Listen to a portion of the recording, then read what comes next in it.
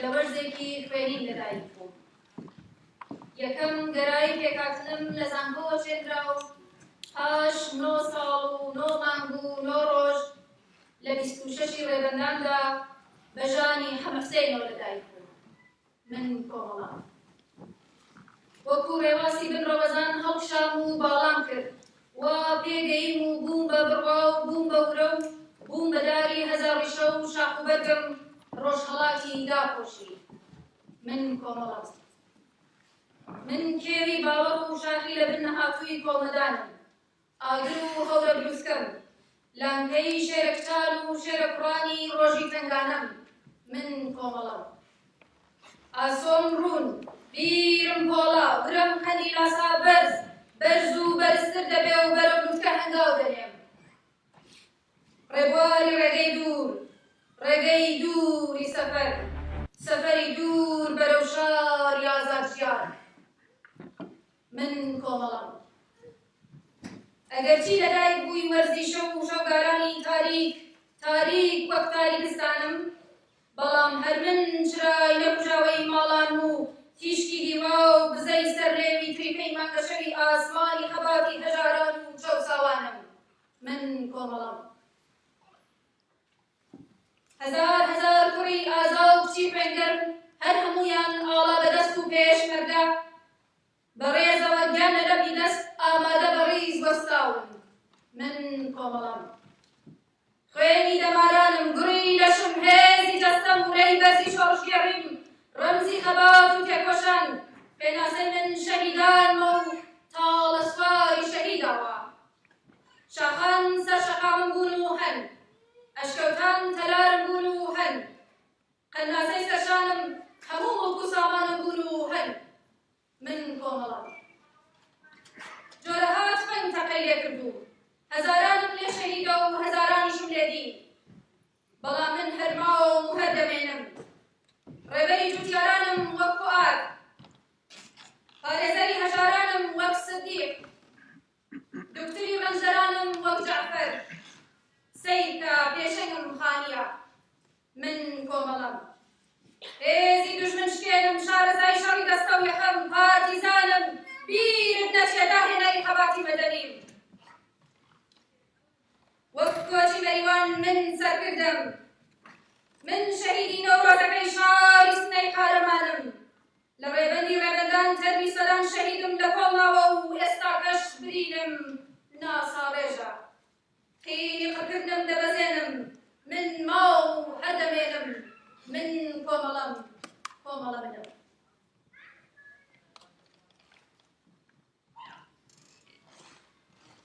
26 ڕێبەندان ڕۆژی هەستانە سەرپێی حیزبی چەوساوەکانی کوردستانە، ڕۆژێک کە مێژووی سیاسی کوردستانی بردە قۆناغێکی نوێوە، مۆمێک کە خەزەڵوەری ساڵی 1348 هەتاوی واتە 50 ساڵ پێش ئێستا لە جەرگەی تاریکی و داپۆسێندا داگیرسا. لە ڕۆژی 26 ڕێبەندانی ساڵی 1357 هەتاوی گەشایەوە و ژینگەی سیاسی کوردستانی سەرانسەر ڕووناک کرد. ئێمە ئەمڕۆ لێرە کۆبووینەتەوە ڕێز بگرین لە 50 ساڵ خەبات و تێکۆشان و گیانبازی. ڕێوڕەسمەکەی ئەمڕۆمان بە خوێندنەوەی پەیام و شێعر و شانۆ و گۆرانی و سرودی شۆڕژگێڕانە ئاماژێنینەوە.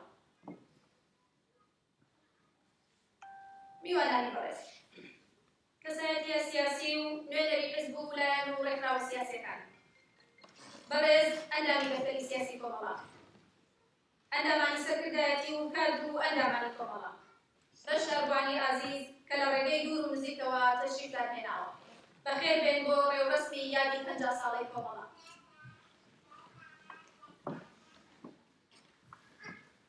Hej och varmt välkomna. Ikväll har vi samlats för att hedra samt fira 50-årsdagen av Kommanpartiet av iranska Kurdistan.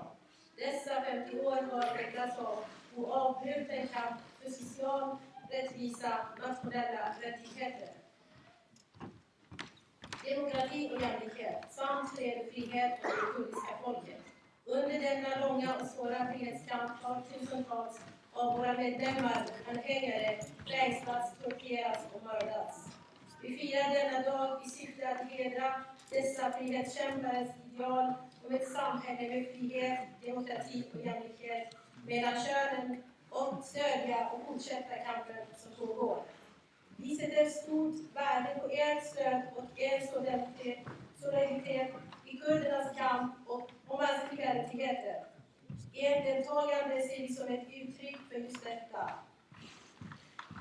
Kvällens innehåll. Vi kommer att ha några talare och olika program under kvällen.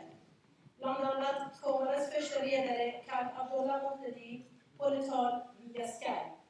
Sen kommer vi ha även bjudit in 2 riksdagsledamöter, Serkan Köse och Fredrik Malm. Och sen kommer vi avsluta programmet med poesi och teater. Än en gång, en varmt välkomna till vårt firande av 50-årsdagen.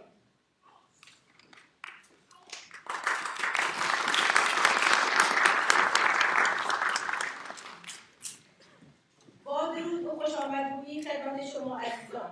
ما امشب دور هم جمع شدیم تا بتوانیم 50مین سالگرد حزب کومری کردستان ایران را جشن بگیریم. هدف ما از این گردهمایی این است که بتوانیم در کنار هم این جامعه آزاد همراه با دموکراسی و برابری زن و مرد بسازیم و همچنین بتوانیم از این مبارزه پشتیبانی کنیم. به امید پیروزی.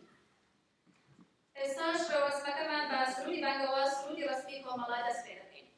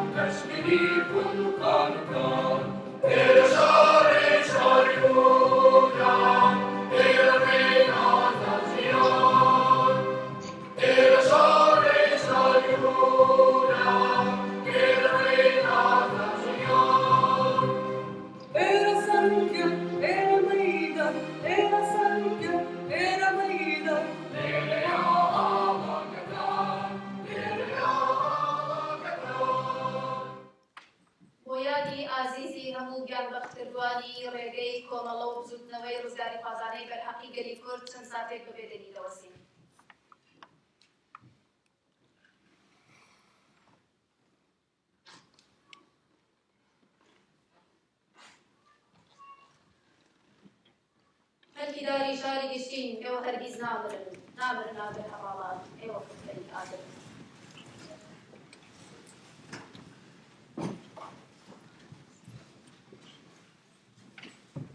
بەشەروانی عەزیز، بەداخەوە هاوڕێ عەبدوڵڵا موحتەدی سکرتێری گشتی کۆمەڵە کە بڕیار بوو لە مەراسمەکەمان بەشدار بێ، بەداخەوە نەیتوانی بە شێوەی ڕاستەوخۆ بەشدار بێت، هەر بۆیە لە ڕێگەی سکایپەوە ئەم شەو لەگەڵمان دەبێت و چەند قسەیەکمان پێشکەش دەکات کە داوا لە هاوڕێ عەبدوڵڵا دەکەین با بفەرمێت بۆ قسەکانی لە ڕێگەی سکایپەوە. هاوڕێ عەبدوڵڵا.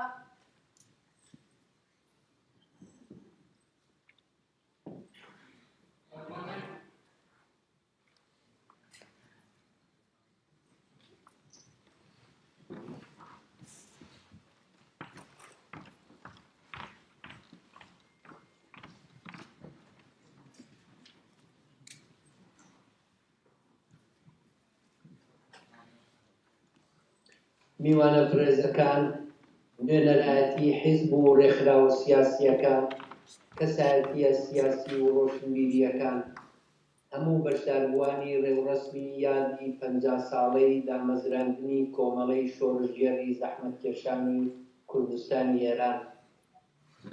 بەڕاستی زۆر پێخۆش بوو کە بتوانم لەم بۆنەیەدا لە خزمەتتاندا بوو لە نزیکەوە بە خێراتنی یەکەیەکەتان بکەم بەداخەوە بۆم نەگونجا بۆیە هەر لێرەوە پڕبەدڵ بە خێراتنتان دەکەم سپاستان دەکەم کە بە هاتنی خۆتان بۆ ئەم ڕێوڕەسمە گەورەتان کرد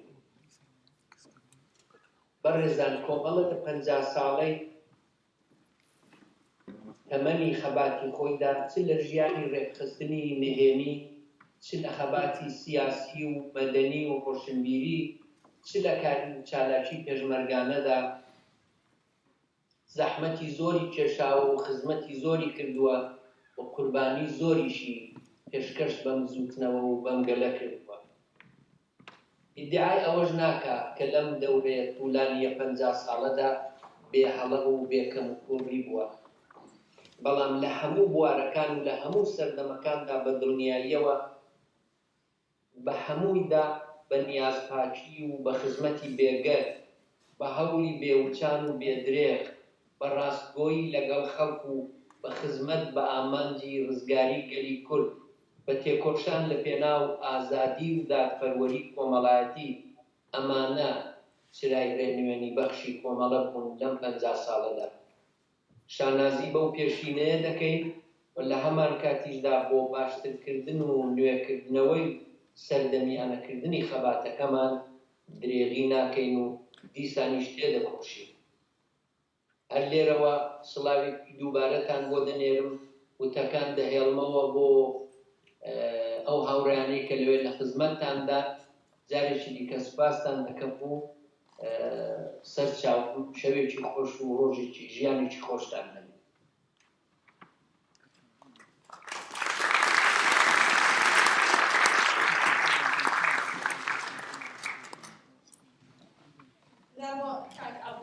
första ledare av Kommunalpartiet som kunde inte delta i själva mötet.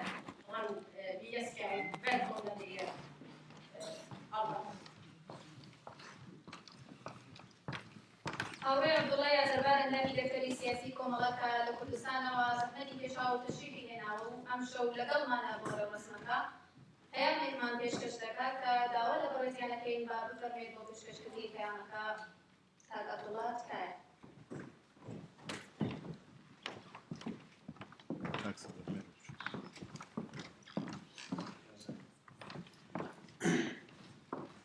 خوشکان و برایانی خۆشەویست نوێنەری حیزب و ڕێکخراوە سیاسی و مەدەنیەکان نووسەران و شاعیران و هونەرمەندان هەموو بەشداربووانی عەزیز کۆمەڵەی خۆشەویستەکان ئێوارەتان باش و بەخێر بێن و یادی 50 ساڵەی دامەزراندنی کۆمەڵە و بیرەوەری 26 ڕێبەندان ڕۆژی ئاشکرابوونی خەباتی کۆمەڵە شۆڕژگەرەکەمان ئەوڕۆ لەم ڕۆژە پیرۆزەدا ڕێز دەگرین لە یاد و بیرەوەری هەموو شەهیدە سەربەرزەکانمان و سڵاو و درودیان بۆ دەنێرین سڵاو دەنێرین بۆ گیانی پاکی کاک حەمەحسێنی کەریمی کە لەو ڕۆژەدا گیانی لەدەستدا و پەیمان لەگەڵ هەموویان نوێ دەکەینەوە پیرۆزبایی ئەو ڕۆژە مێژوویە دەکەم لە بنەماڵەی سەربەرزی شەهیدان لە زیندانیانی قایم و ڕووسور لە بریندار و کەمەندامان لە خەباتکارانی دێری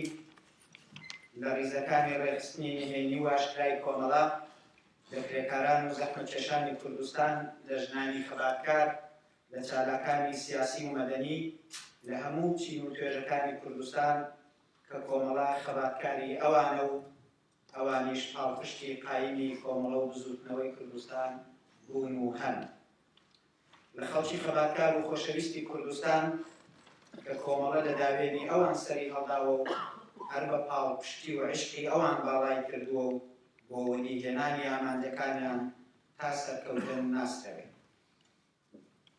خەڵکی کوردستان ئەو هێزەیان لە داوێنی خۆیاندا پەروەردە کردووە و پاڵپشتی مادی و معنەوی کۆمەڵە بوون برینەکانمان بەدەستی ئەوان ساڕێژ بۆتەوە و ماڵ و مەزرایان حەشارگە و بنکەی پێشمەرگە بووە لەگەڵ ئازارەکانمان گریاون و بە سەرکەوتنەکانمان خۆشی کەوتۆتە دڵیان لەسەر فڕمان و بڕیاری ئێمە لە قۆناغە جۆراوجۆرەکاندا بەرەوڕووی دوژمن بوونەوە و خوێنی ڕۆڵەکانیان لەسەر داناوە کۆمەڵە ئەو وەفایە و ئەو پەیوەندیە قوڵە گرانبەهایەی خۆش دەوێ و قەدری دەزانێ.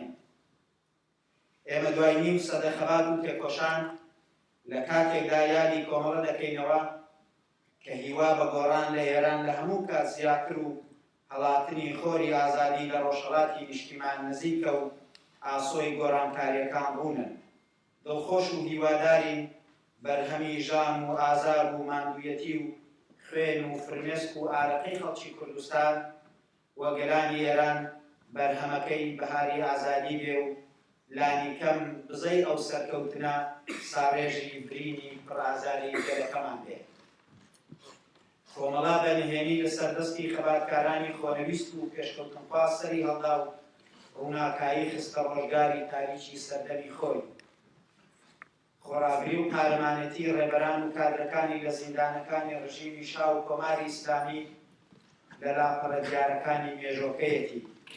بەشداری و کاریگەری قوڵی کۆمەڵە لە شۆڕشی گەلانی ئێران لە ساڵی 1357 هەتاوی خەبات بۆ کرێکاران و زەحمەتکێشانی مافراوی کوردستان و پارێزگاری لە دەستکەوتەکانیان، خەباتی چەکداری و بەرخودانی مێژوویی هەر لە سەرەتاوە تا بە ئەمڕۆ و پێشکەشکردنی هەزاران ژن و پیاوی شۆڕشگێر بە خەباتی چەوساوەکان و بە کوردستان، مانای تازەبەخشین بە خەباتی یەکسانی و بەشداری پڕەنگی ژنان لەم شۆڕشەدا و پێشڕەوبوون لە جوانکردنی پێشمەرگایەتی بە بەشداری ژنانی خەباتکار لە ڕیزەکانی خۆیدا، دژایەتی دابوونەریت و بیری کۆنەپەرستانە، خەباتی مەدەنی و چالاکی بەرین بۆ ڕێخستنی کۆمەلگا لە شکل و شێوازەکانی تری خەبات بۆ دەستەبەرکردنی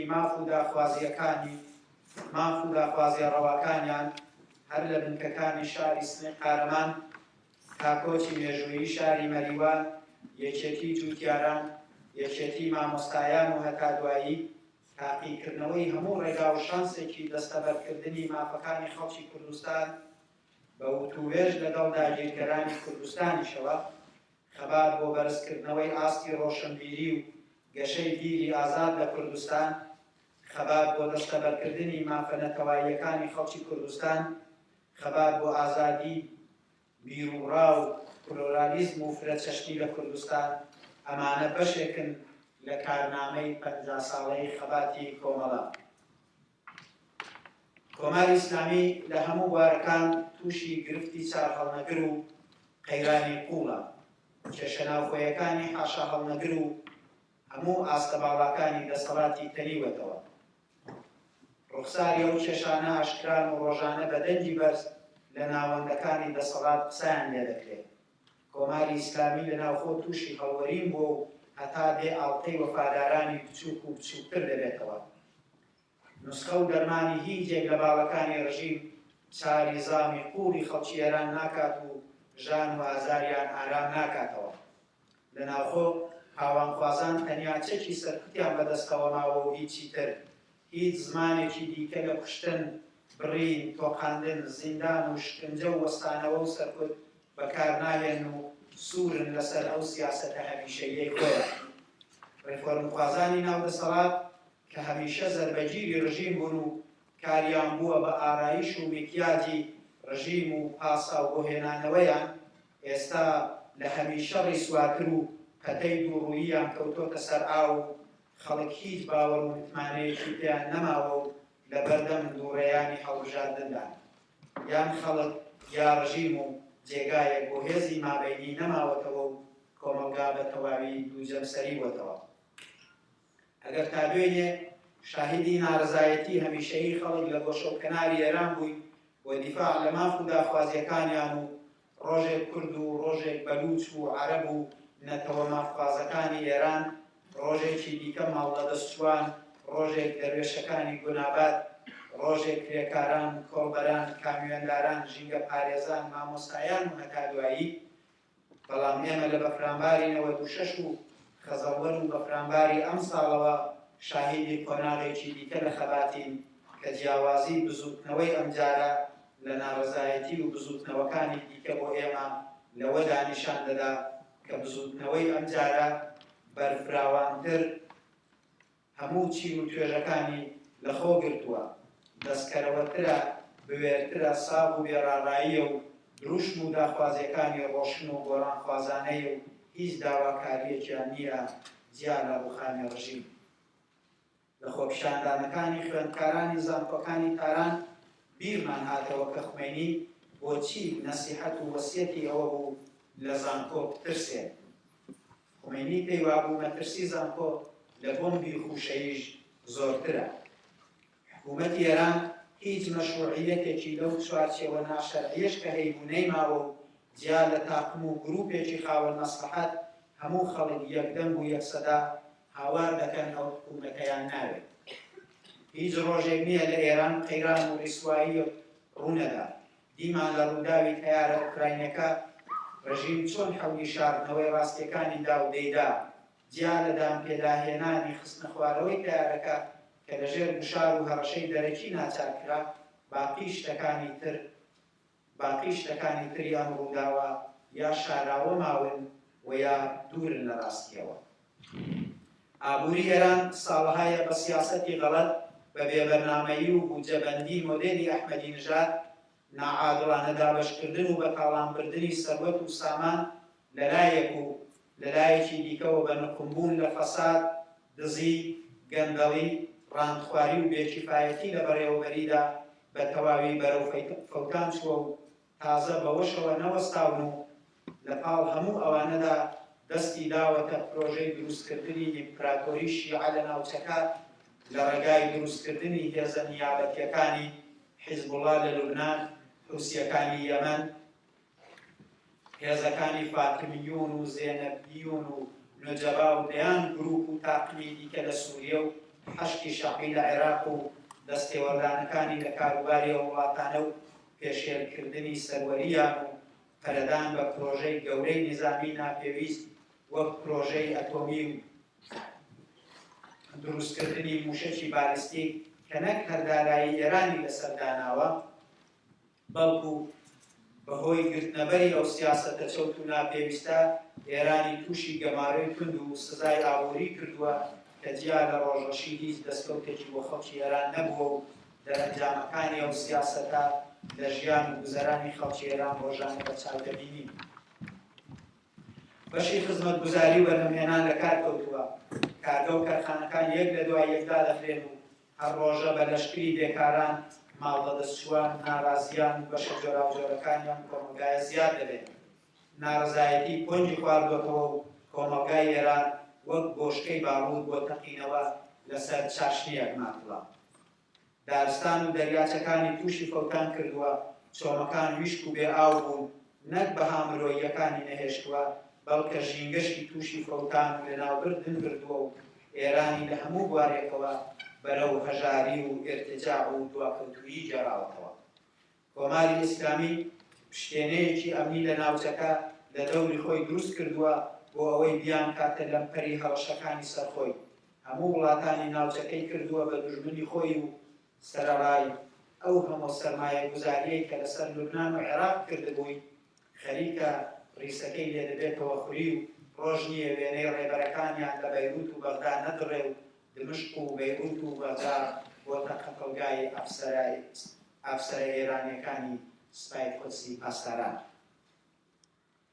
لە دەرەوەی وڵات زۆر پێکۆشە بە درۆ و کاتکڕین و لاوێگەری لەبەر چاوی ڕۆژاوا وانیشان بدەن کە ئێران، عێراق و ئەفغانستان و شوێنەکانی تر نییە. دەستبردن بۆ ئێران هەموو ناوچەکە تووشی شەڕێکی گران دەکاو تا ئاستێکی باش لە دروستکردنی ئەو ترس و تۆقانە سەرکەوتوو بوو. بەڵام ئەمریکا بە هاتنەدەر لە بەرجام و گەڕانەوە و پەرەدان بە گەمارۆکان فشار بوو ئەوەی دەستوپێی ئێران لە ناوچەکە کۆ بکاتەوە لەلایەک و ئەوروپاش بە جۆرێکی تر و هێواشتر هەر بەرەو ئەو ئاراستەیە دەڕۆن و تازە ئەوروپا حازر نییە و ڕابرد و مەماشات لەگەڵ ئێران بکا و ئێران سحری بەتاڵ بووە و ناتوانێت بە هەوای جاران پرۆژە و بەرنامەکانی بەرێتە پێش. دنیای دەرەوە دەبێت ئەو ڕاستیە بزانێت ئەگەر تێرۆریزم لە ناوچەکە بە سەرەتانێک پشوپێنین، هەموو گروپ و دەستە تێرۆریستەکان سلووی سەرەتانین و بەشینی دەرمانی لەناو دەچن. بەڵام حکوومەتی ئێران کەماکی تێرۆریزمە هیچ چاری جیا لە بنبڕکردن نییە و تاماکی تێرۆریزم مابێت تێرۆر لە ناوچەکە بنبڕ نابێ و بگرە پەرە دەستێنێ و هەر جارە ڕشتی بەرناوچە و شوێنێک دەکەوێت. لەوەها هەلومەرج و دۆخێکی گرینگدا هەرکە لەسەر شامان لانیکەم لەم چەند وارەدا هێز و توانای خۆمان بخەینەگەڵ. جا لە ئەرچی ڕۆژانە و خۆڕێکخستن و خۆتیارکردنمان ئەرچی یەکەم و سەرەکیمان یەکخستنی ناوماڵی کورد و یەکگرتووی و هاوپشتی و هاوهەڵوێستیمانە. هەرچەند ئێمە لە ساڵانی ڕابردوو شاهیدی بەرەو پێشچوونی ئاستێکی هاوکاریکردن و نزیکی حیزبەکانی کوردستان هەین و بە تایبەتی دروستبوون و چالاکی ناوەندی هاوکاری حیزبەکانی کوردستانی ئێران هەنگاوێکی پێویست و باش بوو، بەڵام لە ئاست چاوەڕوانیەکانی خەڵک و حیزبەکان و ئەرکە قورسەکانی بەردەم بزوتنەوەکەمان نییە و پێویست بە هەنگاوی گەورەتر و قایمتر هەیە بۆ زامنکردنی دەستکەوت و داواکاریەکانمان. هەروەک لە ڕابردوودا لەم بارەوە دواوین ئێمە پێویستمان بە هێزی یەکگرت و دەنگ و ڕەنجی هاوبەش و چالاکی زۆرتری هاوبەش بەگشتی و بەرینکردنەوەی ئاستی هاوکاریەکانمان هەیە. ئێمە پێویستە لەگەڵ باقی ئۆپۆزیسیۆن و هێزە دژبەرە دموکرات و ئازادیخوازەکانی ئێران لە پەیوەندی و هاوکاری نزیک و هەمیشەییدا بین، هەم بۆ ئەوەی هەر لە ئێستاوە بە ماف و داخوازیەکانمان ئاشنا بن و ئەوان لە داخوازیەکانی ئێمە و ئێمەش لە بۆچوون و هەڵوێستی ئەوان ئاگادار بین و بناغەی کاری هاوبەشی دوولایەنە قایم بۆ دوا ڕۆژدا بمەزرێنین و هەم ئەم ڕاستیە بۆ هەمان ڕوونە بەبێ هاوکاری و هاوبەشی هەمەلایەنە هیچ لایەک توانای ئەنجامدانی ڕووخانی ڕژیمی یەکلایەنە نییە و هاوکاری و هاوپشتی بۆ کورد و باقی ئۆپۆزیسیۆن شەرتی پێویست نییە بەڵکو شەرتی لازمە. ئێمە هەم وەک نەیارانی ڕژیم بۆ لە قاودانی سیاسەتەکانی ڕژیم و ناساندنی سیاسەتی سەرکوت و هەڵاواردن و جینایەتەکانی حکوومەتی ئێران دژ بەگەلەکەی هەم وەک کورد بە تایبەتی بۆ ناساندنی ماف و داواکاری ڕەواکانی خۆمان پێویستە دەنجی خۆمان ڕەساتر و یەکدەنگتر و یەک هەڵوێستر بگەین نەجۆی دنیا و ناوەندە نێونەتەوەییەکان و پشتیوانی ئەوان بۆ بزوتنەوە ڕەواکەمان ڕابکێشین. لە کۆتاییدا جارێکی تر و لە یادی 50 ساڵەی خەڵاتی کۆمەڵەدا هیوای سەرکەوتن بۆ خەڵکی کوردستان و حیزبە تێکۆشەرەکانیان دەخوازم و پیرۆزبایی دووبارە لە ڕیزەکانی کۆمەڵە دەکەم. بۆ ڕووخێ ڕژیمی کۆماری ئیسلامی سەرکەوێ بزوتنەوەی ڕزگاری خوازانەی کوردستان، ئێوەش هەر شاد و سەربەرز بن.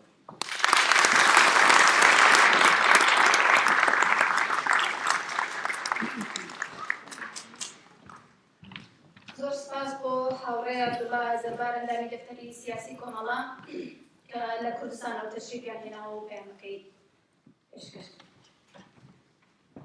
وەک خەریکە تیشکی ڕۆژی خۆرهەڵاتم دێتە دەر، لا دەچێ ڕۆژی ڕەشی بەش باڕی وا دێتە دەر. هەر لە قەندیلڕا هەتا بێستون و شاهۆ و ئاگری، تاجی هەرمانی بەفای پێشمەرگەیان دەخرێتە سەر.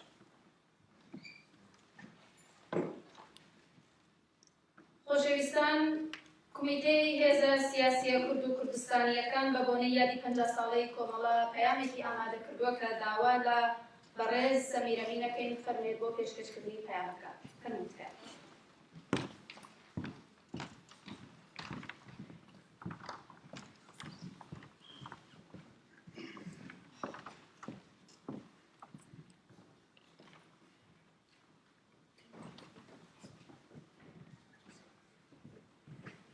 ڕاڵانی کۆمەڵەی شۆڕەتێری زەحمەتکێشانی کوردستان، کەم کاتتان باش، لەوانە بەڕێزەکان و کاتتان باش. سڵاوێکی خۆش جێمانە لە هەموو لایەک بەناوی کۆمیتەی هاوکاری هێزە سیاسیەکانی کوردستانی بە گەرمی پیرۆزبایی 50 ساڵەی دامەزراندنی کۆمەڵەکەتان دەکەین بۆ هیواداری ئەو یادە پیرۆزە هەوێنێک بێت بۆ یەکێتی و یەکریزی ماڵی کورد بەگشتی و ڕۆژهەڵاتی کوردستان بەتابەتی. پێکهێنانی ناوەندی هاوکاری حیزبەکانی ڕۆژهەڵاتی کوردستان موژدەبەخشێتە کە ئایندەیەکی گەشت بۆ خەڵاتی گەلەکەمان لە ڕۆژهەڵاتی کوردستان دابین دەکات بۆ ئەبێتە ئاسانکاری بۆ هەر چوار پارچەی کوردستان. ئەمڕۆ بارودۆخی ناوچەکە بۆ گۆڕانکاریەکان هەلومەرجێکی گونجاوی ڕەخساندووە. پێویستە لایەنە سیاسەکانی ڕۆژهەڵاتی کوردستان و پارچەکانی تریش بە پلانێکی تۆکمەوە ئامادەباشی بکەن بۆ ئەو ئایندەیەی کە ئەو گۆڕانکاریە سەرگاڵەکانی دەرچووە ئێستاەوە. گومانیش لەوەدا نییە کە یەک هەڵوێستی لایەنە سیاسیەکان یەکریزی ماڵی کورد ڕێک دەخات و سەرکەوتنیش سۆگەر دەکات. و ئامانجەکانیش دێنێتە دی ئەو ئامانجانەی کە سەدان ساڵ نەک ئەم 50 ساڵی کە کۆمەڵە خەباتی بۆی کردووە، بەڵام لەم 50 ساڵەیەدا بوو کۆمەڵە پەشێکی سەرەکی بۆ لەو قوربانیدانی بۆ پێیاندنی ئەو گەلمیشتمانە بۆ کناری ئارامی و سەقامگیری ئاشنابوون و خۆشگوزەرانیەک کە مافی هەموو گەلانی بۆی ئەم زەویەیە، بەڵام بەداخەوە ئەو گەل ئێمە بێبەش بووی. کۆمیتەی هاوکاری هێزە سیاسیەکانی کوردستانی هەردەم پاڵپشتی خەبات و بەرخۆدانی گەلەکەمانە جا لە هەر پارچەیەکی کوردستان بێت. دووبارە پیرۆز بێت خەبات و قوربانی 50 ساڵەی کۆمەڵەی شۆڕژگێڕی زەحمەتکێشانی کوردستان، نەوەری و سەربەرزی بۆ سەرجەم شەهیدانی کورد و کوردستانی. سپاس.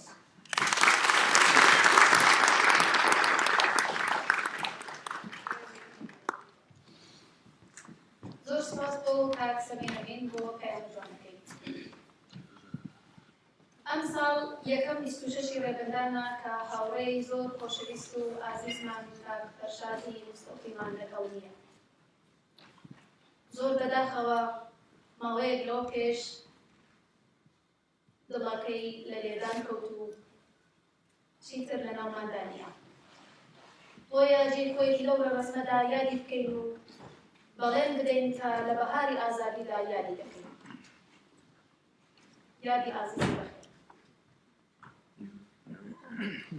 Nu lämnar vi ordet till Liberalernas riksdagsledamot Fredrik Wall.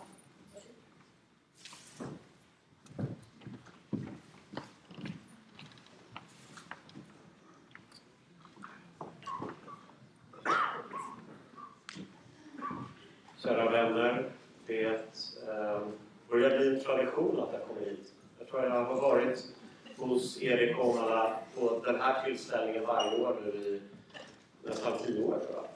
Och det känns lika viktigt varje år. Du är välkommen alltid! Tack så mycket.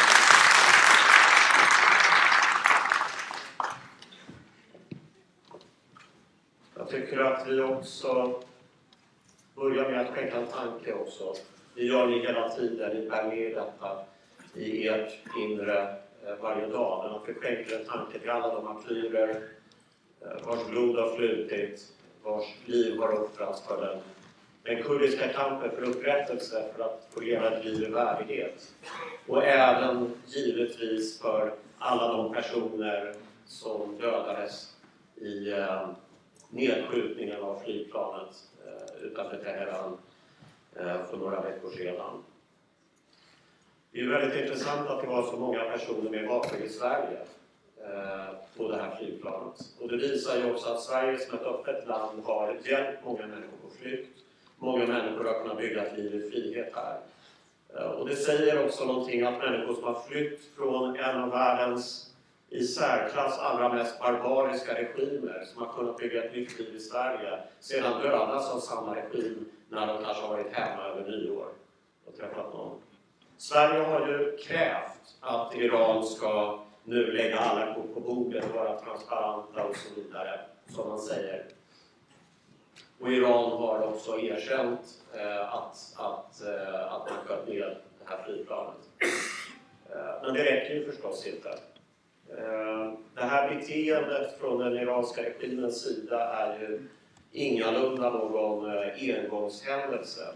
Vi har sett år efter år efter år hur den här regimen dels genom det politiska förtrycket, dels genom det religiösa förtrycket, dels genom det ekonomiska förtrycket i praktiken, eftersom en så stor del av ekonomin är kopplad till militära revolutionsgardet. Förtrycket av kvinnor, tortyren, agerandet i grannländerna, i Libanon, i stödet i Hizbollah, i Palestina med att man motarbetar möjligheten till ett fredsavtal med Israel, i Jemen just nu, i Irak givetvis, med uppbyggandet av Hashti-Shabi-miliser som också dödar ett folk, som också var synnerligen aktiva i att återta kontrollen över Kirkuk till exempel. Det här beteendet som Iran ägnar sig åt, det finns en stor fara, menar jag, i att omvärlden och inte minst Sverige och Europeiska unionen bidrar till att normalisera det här beteendet. Därför att man sätter inte hårt mot hårt, man markerar inte tillräckligt tydligt. USA markerar tydligare än Europa. Följden av detta har blivit att den iranska regimen nu gör precis allt de kan för att splittra Europa och USA. För att slå in en kil emellan. Och sen så arbetar man i land efter land efter land i Europeiska unionen för att få till stånd ställningstaganden i Bryssel som i huvudsak ska handla om att försöka blockera det amerikanska agerandet. Det betyder att omvärlden just nu är oenig. Och det finns andra exempel på att när en stat ägnar sig åt den här typen av beteenden och på något sätt bara hoppas att det ska normaliseras. Vi har sett det i Rysslands agerande i Krim. Vi började i Georgien, vi fortsatte i Krim. Vem vet vilket land Vladimir Putin har tänkt att ockupera nästa gång? Vi ser det i Kinas agerande i Hongkong just nu. Och det finns många exempel i världen och genom historien på ledare, inte minst i Tyskland på 30-talet förstås. Hur länder agerar och begår våldsamma övergrepp och sedan ger sig på grannländer, ger sig på andra folk och minoriteter. Och när omvärlden runt omkring är handfallen och inte förmår att samla sig till ett gemensamt resolut ingripande eller agerande för att stoppa detta, då blir signalen till de här förtryckarna att men det här är ganska så accepterat. Vi trycker till lite extra. Vi agerar ännu mer. Vi fortsätter, vi blir lite mer brutala därför att vi ser ingen tydlig reaktion från omvärlden. Och Kurdistan är ett mycket bra exempel på ett område som har utsatts för precis just detta. Därför att kurderna har aldrig egentligen av omvärlden riktigt blivit betraktade som ett folk och ett område som det är viktigt att försvara och värna. Men nu, det vi ser nu i Rojava när Turkiet har gått in, det vi har sett i Bashur när området har styckats upp territoriellt, det vi ser i Rojelat där möjligheterna till politisk organisering är obefintlig på marken egentligen inne i området. Det vi ser i Turkiet med massarresteringar och fängslanden och så vidare. Det är ett Kurdistan som för 10 år sedan hade stora möjligheter men som idag tycks vara väldigt försvagat och sargat och plågat återigen. Och det här kommer också i förlängningen att bli ett stort problem också för Sverige och Europa och västvärlden. Därför att kurderna har varit en av få aktörer i Mellanösternregionen som har varit ganska så pragmatiska och sekulära och som ändå har stått upp och kämpat för mänskliga rättigheter.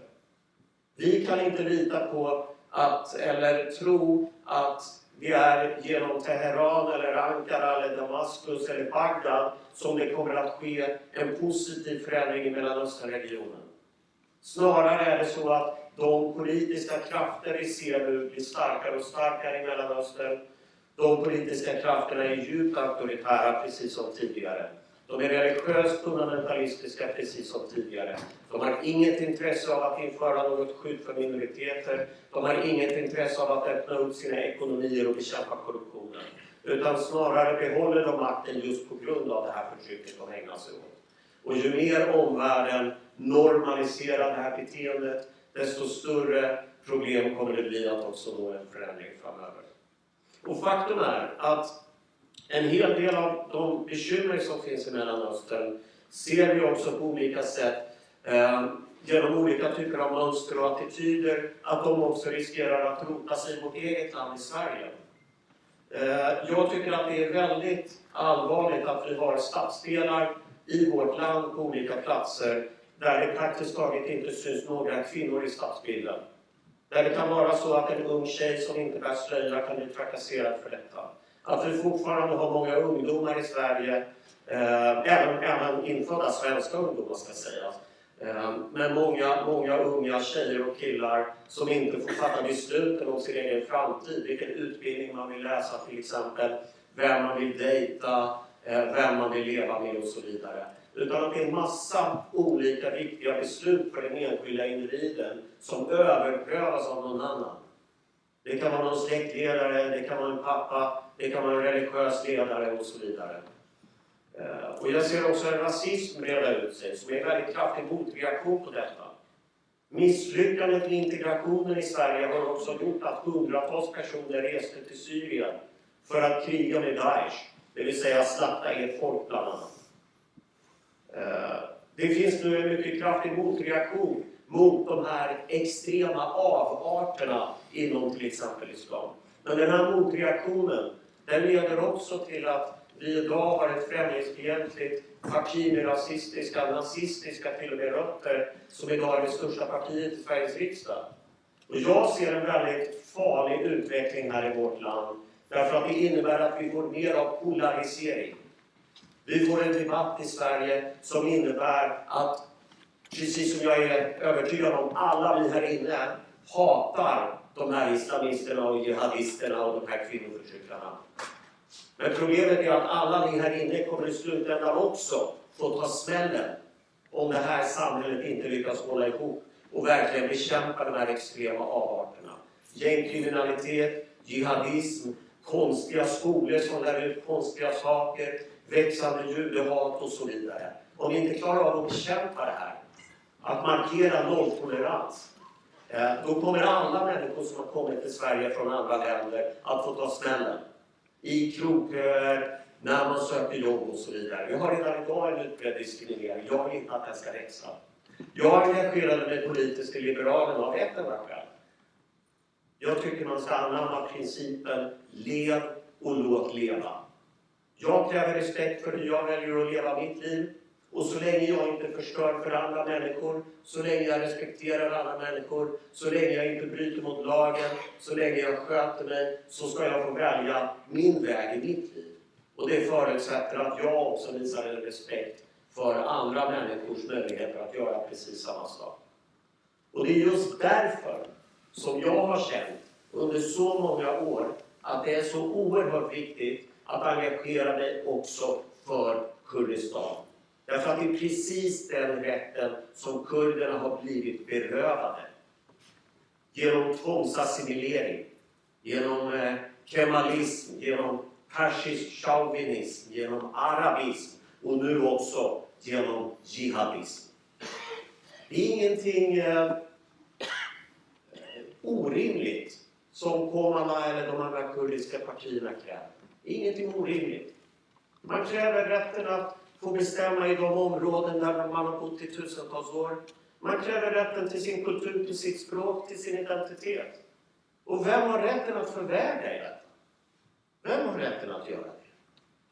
Men när man tittar i västvärlden idag, i många länder som ska stå upp för mänskliga rättigheter och demokrati, så ser man att man fortfarande inte förmår, efter alla dessa år, att se Kurdistan som en sammanhängande region. Man förmår inte att se den kurdiska frågan i en kurdisk kontext, utan man ser den enbart utifrån de stater som har styckat upp Kurdistan och på olika sätt förtrycker er befolkning. Och därmed är ni förpassade till att vara minoritet i Turkiet och minoritet i Iran. Och då är det mycket lättare att definiera bort kurderna. De är inte så viktiga, deras anspråk är inte så viktiga. De behöver kanske lite mer skydd, men i övrigt är det nog bra. Men det här förtrycket är så mycket djupare än så.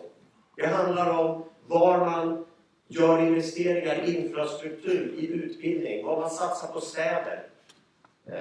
Låter man ett område i ett land hela tiden halka efter ekonomiskt, då kommer det givetvis få konsekvenser att det blir svårare för människor att leva där. Det blir svårare att få de här områdena att växa.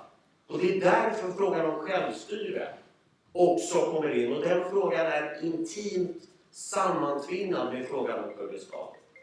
Det är omöjligt, vill jag hävda, att kunna förbättra situationen i Kurdistan utan att befolkningen i området ges ett mycket större självstyre och möjlighet att kunna fatta strategiska beslut för sin egen framtid.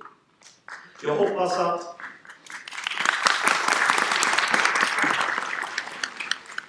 hoppas avslutningsvis att ni får en fin kväll här. Jag kommer stanna kvar en liten stund, sen behöver jag också ta mig vidare också. Jag har 2 barn där hemma också som väntar. Sorry, spass. Tack så mycket.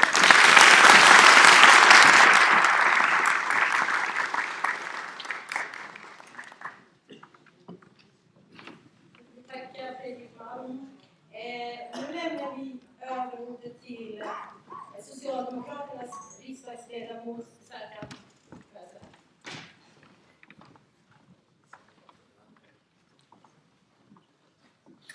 Tack så mycket. Jag ska börja med att välkomna er alla till Botkyrka. Fantastiskt kul att ni är här i min hemkommun. Jag är inte bara riksdagsledamot för Socialdemokraterna, också ordförande för Socialdemokraterna här i Botkyrka. En gång i månaden så brukar vi träffas i den här lokalen och ha också fullmäktigesammanträde. Så alla barn, kvinnor, alla ni här som firar Ålands 50-årsjubileum, välkomna. Fantastiskt kul att vara här. Fredrik Malm, jag tror att du och jag, det känns som att vi ibland förföljer varandra. På tal om att vi ibland dyker upp på samma aktiviteter. Väldigt kul att lyssna på dig, Fredrik. Och det är väl precis det du sa, är väl det också många av oss tar upp och känner för. Många gånger i alla sammanhang när vi pratar om kurderna, om kurdernas situation, men också de kurdiska partierna och organisationernas roll och betydelse. Idag är det 50 år, firar Komala. Det är ett parti som har bidragit väldigt mycket i den kurdiska kampen. Utifrån sin ideologi, utifrån sina värderingar, men också utifrån sin kamp. Vi har läget som vi har i Iran. Vi följer det väldigt noga. Det nämndes ganska tydligt om utvecklingen i Iran. Om de iranska mördarteamen som finns utanför landets gränser. Med Hashti-Shabi, med andra typer av organisationer som organiseras i regionen. Nu mördades en av skurkledarna i den här regionen. Men det finns många skurkar i den här regionen. Och fylls på ganska snabbt. Och jag tror det är viktigt att vi som är tillsammans här idag pratar om 50 år och ett parti som har bidragit väldigt mycket i den kurdiska kampen, men också möjligheten att stanna upp och få reflektera över vad är det som händer i regionen. Det vill ofta säga att kurderna var en vänner utan bergen. Men vi vet att kurderna har väldigt många vänner. Kurdiska folket har vänner. Kurdiska folket har vänner tack vare sin egen kamp. Utan sin egen kamp så har man inga vänner. Det är det som har gjort att kurdiska folket idag är en viktig aktör i Mellanöstern. Kurdistanregionen i Irak, viktig aktör. Det som händer i Rojava med ockupationen av Afrin och Erdogans jihadister och alla islamisterna som tog över Afrin när, återigen, man brukar säga, historien på världssamfundet svek under. Det skedde mitt framför världssamfundet när kurdiska folket, alla de kvinnor och män som kämpade, befriade Kobane och befriade också Motash, som sveks av historien, sveks av sina vänner i väst, sveks av Donald Trump. Skillnaden i USA och Europa, den kan diskuteras ganska länge. Men låt oss säga att Trump och hela hans administration svek det kurdiska folket. När man lämnade hela regionen till Putin och lät Putin agera, svek det kurdiska folket återigen historien, svek Warschau. Kurdiska folket har blivit svikna i Turkiet. Idag sitter 13 av min och Fredrik Malms kollegor i fängslade. 13 folkvalda ledamöter av HDP sitter fängslade i de turkiska fängelserna. Selahattin Demirtas åtalas för att så kallad bidrag till terrorism. En folkvald ledare som idag står inför åtal och anklagas för terrorism. Figen Yükseka, likaså.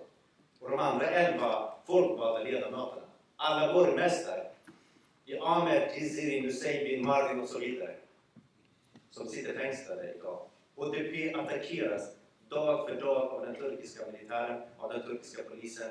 Idag, för 3 dagar sedan, så var det jordbävning i en stad som heter El-Aziz. HDP skickar hjälp till El-Aziz, för det är en kurdisk stat, och den turkiska militären stoppar HDPs hjälp. Så mycket hat finns mot kurder och HDP. Och likaså i regionen. Så det är otroligt viktigt när vi träffas på det här sättet, få möjlighet att reflektera, men också föra ett samtal, men också kanske bidra till den här gemenskapen. På vilket sätt ska vi lyfta den kurdiska frågan?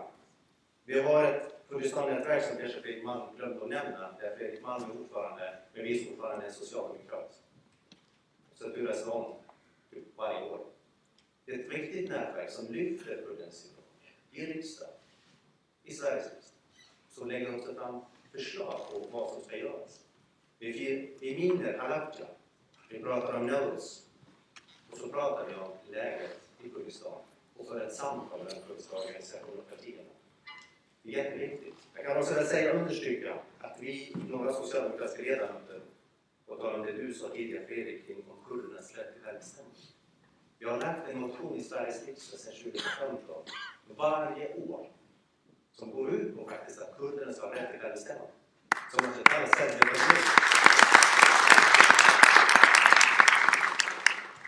Och detta, mina vänner, finns i FN-stadgan. Det reglerar deras stadga. Kurderna har rätt till språk, till identitet, till kultur. Och att Sverige och Sveriges riksdag och Sveriges regering, oavsett färg, ska kunna driva på den här frågan nationellt och internationellt och säga att kurderna, 40 miljoner idag i regionen, har rätt till självbestämmande och bestämma själv över sin egen framtid. Det ska inte Trump göra, det ska inte Erdogan göra, inte Assad göra, Khamenei göra, utan kurderna själva, men tillsammans med sina vänner. Så det som är otroligt viktigt, det som händer i Rojava, Baku, mot HDP, mot er, mot andra kurdiska organisationer och partier som kämpar för kurdernas rättigheter, för demokrati, jämställdhet, jämlikhet, feminism. Detta är otroligt viktigt, men också att vi tillsammans måste fortsätta den kampen. Att vi också påminns om detta. Så det finns väldigt mycket att säga när man träffar vänner. Det finns väldigt mycket att träffa vänner som tillhör ens systerparti. För Kommal är Socialdemokraternas systerparti. Det finns väldigt mycket att fortsätta diskutera kring vad vi behöver göra när det gäller den kurdiska kampen. Men jag vill avslutningsvis säga några ord som jag tycker är otroligt viktigt.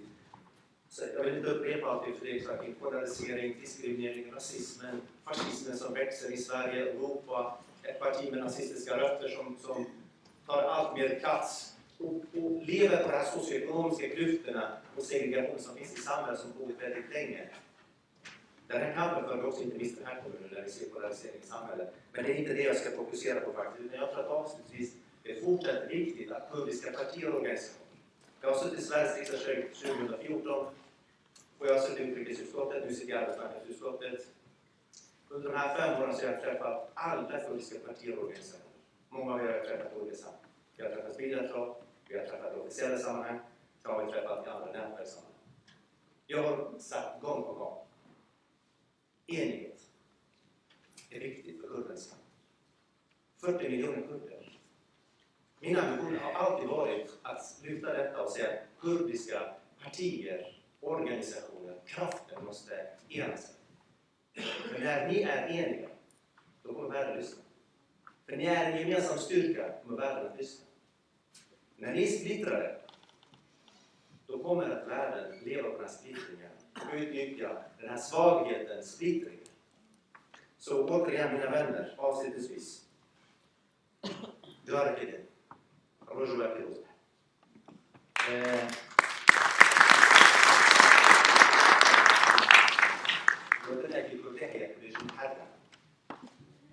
یکیتینا ملتی قبولا ملتی اگر ملت کرد یکیتی آپارچنه لبر یک دنگ یک اسم نکاره جای کسانی و دفازی هم من جوه و کبال اعتبار برای اعتبار سوسیال دموکرات و کردک بزنی از کردکی جدیاسپورا جانا دبرسن بدن اون کرده کردن تبیشن وقت حقین و کردستان فارس مجبیر نتنها همچین پارچه که درو ببینی و کردکی آناتولیا ناقین هر دم تبیشن وطنه که تبیشن ملت کرد یکی که بچکم تبا یک دنگ تبا یک حس یک قوت وجود دست مدار وقت شخص وقت سیاست مدار وقت سوسیال دموکرات بلا چه دونه ام آمدنی ام خدمت وطنی و ببیجن سال 2020 جبو ملت کرد جبو ملت من ببر رجا ملت سال سرکفتن ببر سال آزادی و ببر سال یکیتی و هم به هورا جبو یکیتی ملت و ام کار بکن جاره که دن سال 50 سال پارتی و پیروز به و جبو همیارات سلام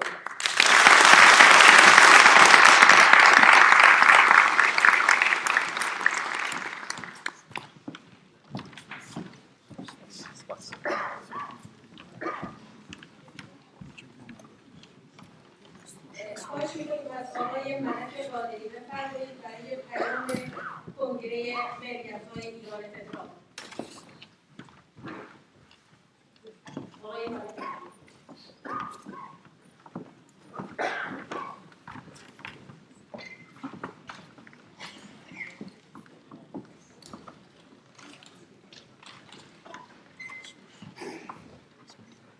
کنگره ملیت‌های ایران فدرال شاخه سوشال مناسبت 50مین سالگرد تأسیس حزب جمهوری کردستان ایران. دوستان سالروز تأسیس حزب جمهوری کردستان ایران را صمیمانه به شما تبریک می‌گوییم. تأسیس حزب جمهوری کردستان ایران که توانسته است بخش بزرگی از جامعه کردستان را با هدف دستیابی به حقوق مردم کردستان سازماندهی نماید، موجبات تقویت جنبش ملی مردم کردستان را فراهم آورده است. امروز در شرایطی سالروز تأسیس جمهوری کردستان ایران را جشن می‌گیریم که خاورمیانه دستخوش تغییرات گسترده‌ای شده است. امید می‌رود ملیت‌های خارج از حاکمیت در ایران هم با اتحاد و سازماندهی منسجم‌تر که برای دستیابی به حقوق ملی خود حرکت می‌کنند بتوانند نیرومند از این تغییرات بهره گیرند. سیاست‌های حاکمیت در ایران عامل فقر، ناامنی، ستم و موجبات سرکوب شدید مطالبات حق‌طلبانه مردم را در ایران فراهم آورده است. شدت سرکوب در میان ملت‌های خارج از حاکمیت چندین برابر برای در نطفه خفه کردن هر گونه مطالبات حق‌طلبانه است. حرکت‌های ویرانگر جریان‌های افراطی با حمایت دولت حاکم در ایران منطقه را با بحران‌های خطرناک و عدیده‌ای روبرو ساخته است. بحران‌هایی که بیش از پیش اتحاد و هماهنگی بین نیروهای دموکراتیک را در کنسانیدن آن می‌طلبد. در چنین شرایطی ما بر اهمیت همکاری سازمان یافته همه نیروهای دموکراتیک، مترقی و آزادی‌خواه تاکید می‌کنیم. همکاری احزاب کرد که با تفاهم‌نامه معاهده عینیت پیدا کرد، نشانه پختگی و درک مسئولیت پذیری دو حزب بزرگ کردستان در شرایطی بود که منطقه خاورمیانه و ایران دستخوش تغییرات بنیادی است. کنگره ملت‌های ایران فدرال با اعتقاد عمیق به دموکراسی و به رسمیت شناخته شدن حق تعیین سرنوشت ملت‌ها با تکیه بر منشور جهانی حقوق بشر و کنوانسیون‌های وابسته به آن را تنها راه دیالوگ، نزدیکی و همبستگی و اتحاد در خارج از کنگره می‌تواند. کنگره ملت‌های ایران فدرال سالگرد تأسیس حزب کمونی کردستان ایران را که به بازیگری قدرتمند سیاسی در کردستان در عرصه کشوری و بین‌المللی تصویب شده است و اعضا، هواداران و ملت کرد تبریک می‌گویم. متشکرم.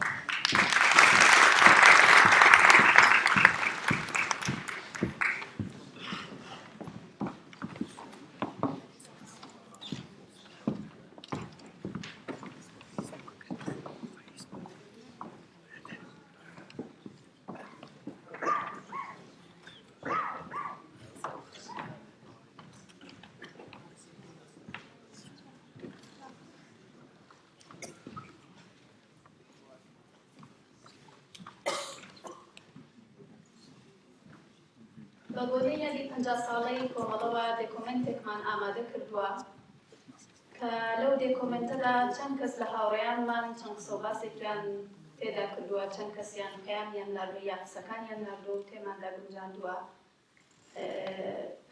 دێکۆمنتەکەتان پێشکەش دەکرێت، بەڵام پێش ئەوە سەروبەندی یا بڵێم ئێستاکە سەروبەندی گرتنی ڕێوڕەسمی دوی ڕێبەندانە. پێم خۆش بوو ئێمەش پیرۆزبایی دوو ڕێبەندان بکەین لە هەموو گەلی کورد بۆ ئەو دەستکەوتە مەزنەی کە پێشکەش بە کوردیان کردووە.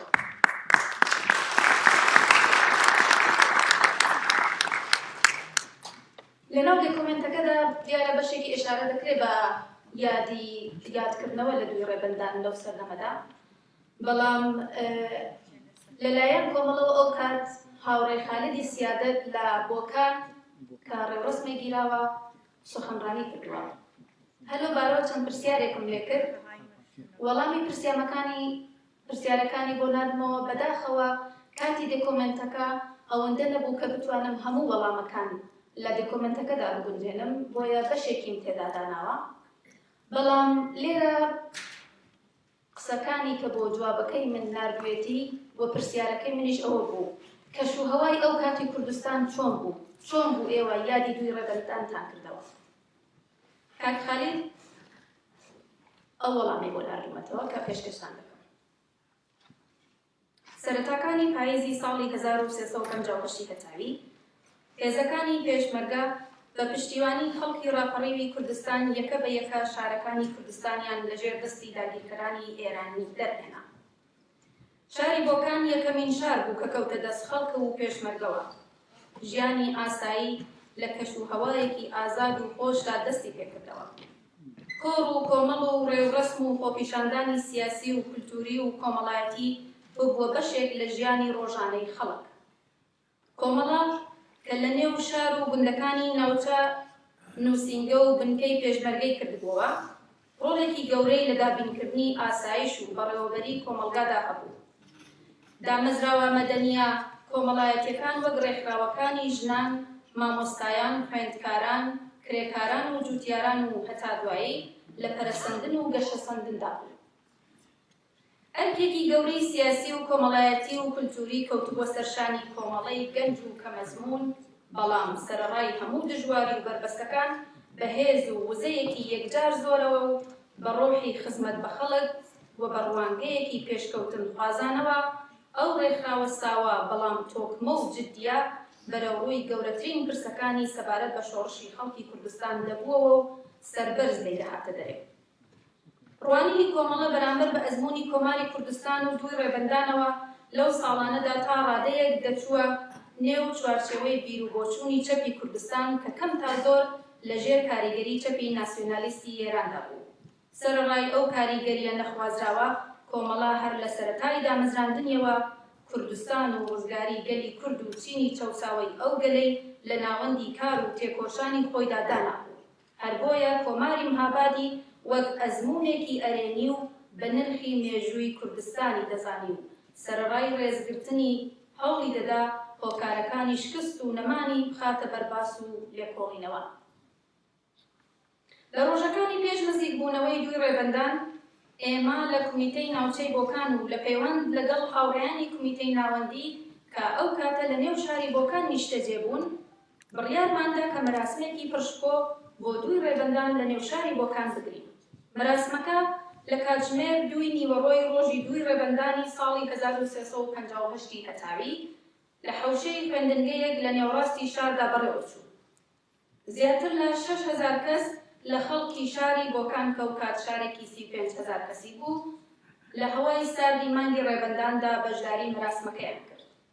لەلایەن کۆمەڵەوە من قسەم کرد و ئەوەندەی لەبیرم بێ وێڕای پیرۆزبایی و بەرزنەرخاندنی پێداگری لەسەر سەلماندنی دوی ڕێبەندان وەک یەکێک لە گەورەترین ئەزمونەکانی مێژووی گەلی کورد ئاماژەم بە چەند خاڵی لاوازی ئەو ئەزمونە کرد و لەوانە بێ سنوورداربوونی تەنیا بە بەشێک لە خاکی کوردستان ڕۆڵی زۆر و بێسنووری سەرۆک عەشیرە و لە هەمان کاتدا بایەخنەدان بە ڕۆڵ و پێگەی جوتیاران و خەڵکی ئاسایی شارەکان و بەگشتی کەمتر جەماوەری بوونی.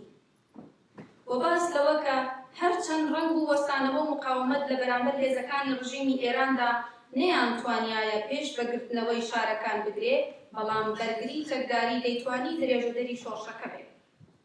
هەر لەو مەراسمەدا هونەرمەند و پێشمەرگەی گیانبەختکردووی کۆمەڵا جەمال موفتی بە دەنگە خۆشەکە و هونەرە جوانەکەیەوە چەند سرودی شۆڕشگێڕانەی پێشکەش کرد. گرتنی ئەو مەراسمە لە شاری بۆکان کە کومیتەی ناوەندی ئەو کاتی کۆمەڵا هاندەری بوو لە نێو هەموو ڕیزەکانی کۆمەڵەدا لە هەموو ناوچەکان بەخۆشی و بەباشی وەرگیرا. کۆمەڵە تا ئێستاش کۆمەڵا تا پێش دروستبوونی حیزبی کۆمونیست و تا پێش ئەوەی بچێتە نێو ئەو چوارچێوە فکریەوە هەڵسوکەوتی لەگەڵ هەموو ئەزمونە مێژوویەکان و هەموو ڕووداوە سیاسیەکان واقعگرایەنەتر، زیندووتر، عەقڵانیتر و بەو پێش شۆڕشگێڕانەتر بوو. خالدی سیادەت 1/27/2020 زایدی. زۆر سپاس بۆ کاک خالدی سیادەت کە بەداخەوە نەیتوانی بەشدار بێت و ئەمڕۆ لەگەڵمان بێت. ئێستاش فەرموون ئێوە و دۆکومنتی یادی 50 ساڵەی کۆمەڵە.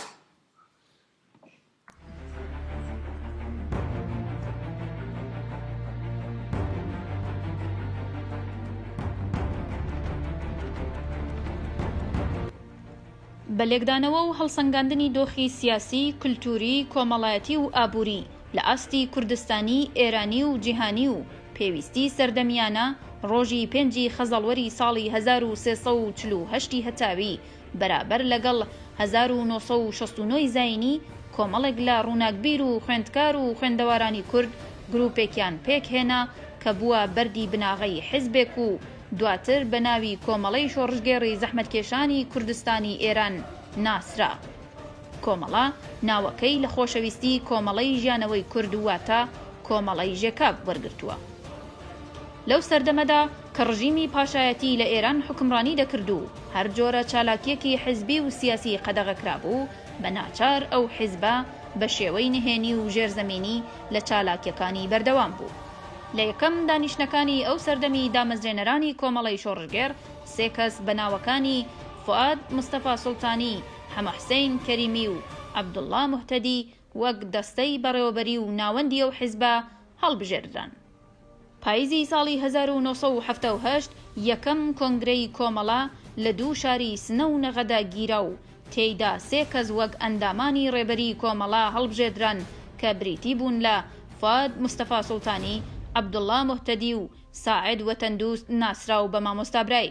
ئەوە باس بکەم کە کۆمەڵە ئەساسەن خۆی نەتیجەیەک بوو لە بزوتنەوەی خوێندکاری لە ئێران، یانەی لە زەمانێکە لە ساڵ تقریبەن 42 بەدواوە 1342 و 43 بەدواوە کە جبهەی ملی دووەمیش نەیتوانی فعالیت بکا و لە سازمان ئەمنیەت گەرەکی بوو سولتەیەک ئەمنیەتی بەسەر دانشگاهات ڕابگرێ لە بزوتنەوەی دانیشتووی ئێران کەفتە بار چەپا، یعنی مەسئلەی چەپ بوو بەلەوە لە اختیار جبهەی ملیا بوو تا ساڵی 42.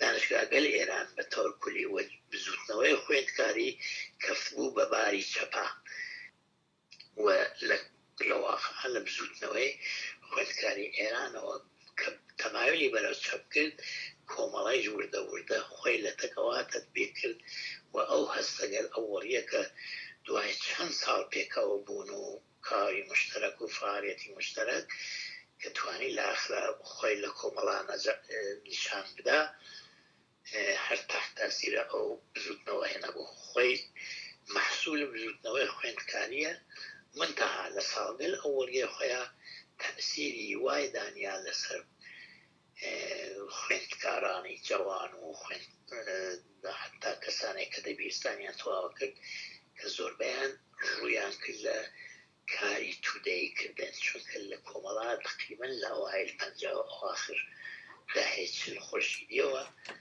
ئەو ڕوهێنە کەفتەڕێکە بەرەو تودەی خەڵک یان بڕێ وەلەوان نزیک بێتەوە ئەوە بوو کە فرەیت لە جوانانی ئێمە یا دەستیان لە خوێندن هەڵگرت یا چوون بە شۆنکاری تودەیە یا بوون بە معلم لە دێهاتا یا بوون بە کاریگەر لە شارە بوشکەکانە.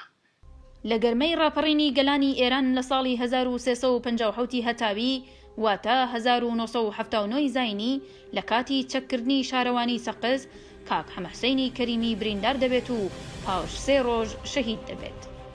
پاش هەڵسەنگاندنی ئەو سەردەمی سەرکردایەتی کۆمەڵا بڕیار دەدرێت ڕۆژی 26 ڕێبەندان بەرابەر لەگەڵ 15 فێبریواری ڕۆژی گیانبەختکردنی کاک حەمەحسەینی کەریمی بکەن بە ڕۆژی ئاشکرابوونی چالاکیەکانی حیزبی کۆمەڵە و دواتر ئەو ڕۆژە وەک ڕۆژی کۆمەڵە ناسێنرا. کۆمەڵا بە باوەڕ بە چارەسەرکردنی ستەمی نەتەوایەتی و لێک هەڵپێکانی لەگەڵ بزوتنەوەی عەدالەتخوازانە و دەستەبەرکردنی یەکسانی هەر زۆر زوو بوو بە حیزبێکی خاوەن جەماوەرێکی بەرین لە هەموو کوردستان. زۆر زوو لە ڕێکخراوێکی نهێنیەوە بوو بە حیزبێکی گەورەی جەماوەری. کۆمەڵا لە بۆشایی و نەبوونی هێزی سەرکوتگەری ناوەند ڕۆڵێکی کارای لە بەڕێوەبردنی شار و گوند و ناوچە ئازادکراوەکان بوو پاش ڕووخانی ڕژیمی پاشایەتی. هێزەکانی ئەرتەشی کۆماری ئیسلامی لە نەورۆزی ساڵی 1358 هەتاوی هێرشیان کردە سەر شاری سنا. کۆمەڵا ڕۆڵی بەرچاوی هەبوو لە ڕێکخستنی هێزی بەرگری جەماوەری خەڵکی کوردستان دژ بەو هێرشە. هێزی بەرگری جەماوەری کوردستان لە شاری سنا 24 ڕۆژ لە بەرابەر هێرشی ئەرتەشی کۆماری ئیسلامی خۆڕاگری کرد و ئەرتەش شکستی خوارد. خومەینی ڕێبەری ئەو کاتی کۆماری ئیسلامی پاش ئەو شکستەی ئەرتەش لە مانگی گوڵانی ساڵی 1358 هەیئەتێکی بۆ دانوستان بۆ کوردستان نارد. حیزب و هێز و لایەنە سیاسیەکانی کوردستان هەیئەتی نوێنەرایەتی گەلی کوردیان پێکهێنا کە لەلایەن کۆمەڵەوە عەبدوڵڵا موحتەدی، دکتۆر جەعفەری شەفیعی، سەید برایمی عەلیزادە، یوسفی ئەردەڵان بەشدار بوون. کۆمەڵا ڕۆڵی کارا و بەرجەستەی هەبوو لە هەیئەتی نوێنەرایەتی گەلی کورد لە کوردستانی ڕۆژهەڵات بۆ دانوستان لەگەڵ کۆماری ئیسلامی. نوێنەرانی کۆمەڵا پاش دانیشتنی یەکەم لەگەڵ نوێنەرانی کۆماری ئیسلامی کە تەنیا 45 خولەکی خایاند بەو ئەنجامە گەیشتن کە ئەم ڕژیمە مەیلی بەدانی مافەکانی گەلی کورددا نییە و تەنیا مەبەستی لەو دانیشتنە کڕینی کاتە بۆ خۆتیارکردن بۆ هێرشی دووبارە بۆ سەر کوردستان. سەرکردایەتی ئەو کاتی کۆمەڵا بەم تێگەیشتە بڕیاریدا لە ئەگەری هێرش بۆ سەر کوردستان دەبێت بەرگری بکەن بۆیە لە هاوینی ساڵی 1358 کۆمەڵە بڕیاریدا هێزی پێشمەرگەی کۆمەڵە پێک بێنێت و یەکەم فێرگەی پێشمەرگایەتی لە دارستانەکانی ناوچەی سەردەشت کردەوە. کاتژمێر 2 پاژنیوەڕۆ ڕۆژی 28 گەلاوێژی 1358 خومەینی لە ڕادیۆی ئێرانەوە فەرمانی جەهادی دژی گەلی کورد دەرکرد و فەرمانی کرد بە هەموو هێزەکانی ئاسمانی، زەوینی و تەنانەت دەریاییش کە هێرش بکەنە سەر کوردستان. ئەمە لە کاتێکدایە کە کوردستان دەریایی نەبوو. پاژنیوەڕۆی هەمان ڕۆژ کاتژمێر 6 پاژنیوەڕۆ سەرکردایەتی کۆمەڵا بڕیاری بەرەنگاری و وەستانەوەیان دژی هێرشی کۆماری ئیسلامی دەرکرد. کۆمەڵە و هێزی پێشمەرگەی کۆمەڵا ڕۆڵی گەورەی لە بەرانگاری و وەستانەوەی دژی هێرشی هەمەلایەنە و خوێناوی و سەرکوتگەرانەی ڕژیمی کۆماری ئیسلامی بۆ سەر کوردستان نواند و گەلێک قارەمانێتی تۆمار کرد و هەزاران شەهیدی لەو پێناوەدا داوە. جیا لەوەش زیاتر لە دەیان سەرکردە و کادری ئەو حیزبە لەلایەن کۆماری ئیسلامیەوە تێرۆر کراون و کاک سدیقی کەمانگەر لە ناسراوترین سەرکردەکانی کۆمەڵەیە کە لەلایەن کۆماری ئیسلامیەوە تێرۆر کراوە. هێرشی ئەرتەشی تۆکمە و سپای ئیدۆلۆژیکی پاسدارانی شۆڕشی ئیسلامی بۆ سەر کوردستان سەرەڕای بەرەنگاری و فیداکاری و گیانبازی دەیان هەزار کەس لە پێشمەرگە و خەڵکی کوردستان بە ناچار وای کرد کە هێزی پێشمەرگەی کۆمەڵە و باقی هێزی پێشمەرگەی کوردستان بۆ سەر سنوورەکانی کوردستانی باشوور پاشەکشە بکەن. ڕۆژی سیوێکی جۆزەردانی ساڵی 1357 کاک سەعیدی مۆینی ناسراو بە خانە بە ماموریەتێک لای هێزەکانی یەکێتی نیشتیمانی کوردستان بوو کە لە دۆڵی درێ لە ناوچەی ماوەد لە کوردستانی باشوور کەوتە بەر هێرشی ئەرتەشی بەعس و گیانی بەخت کرد. ئەو ڕۆژە بە نیشانەی یەکەم پێشمەرگەی شەهیدی کۆمەڵە بە ڕۆژی پێشمەرگەی کۆمەڵە ناسراوە.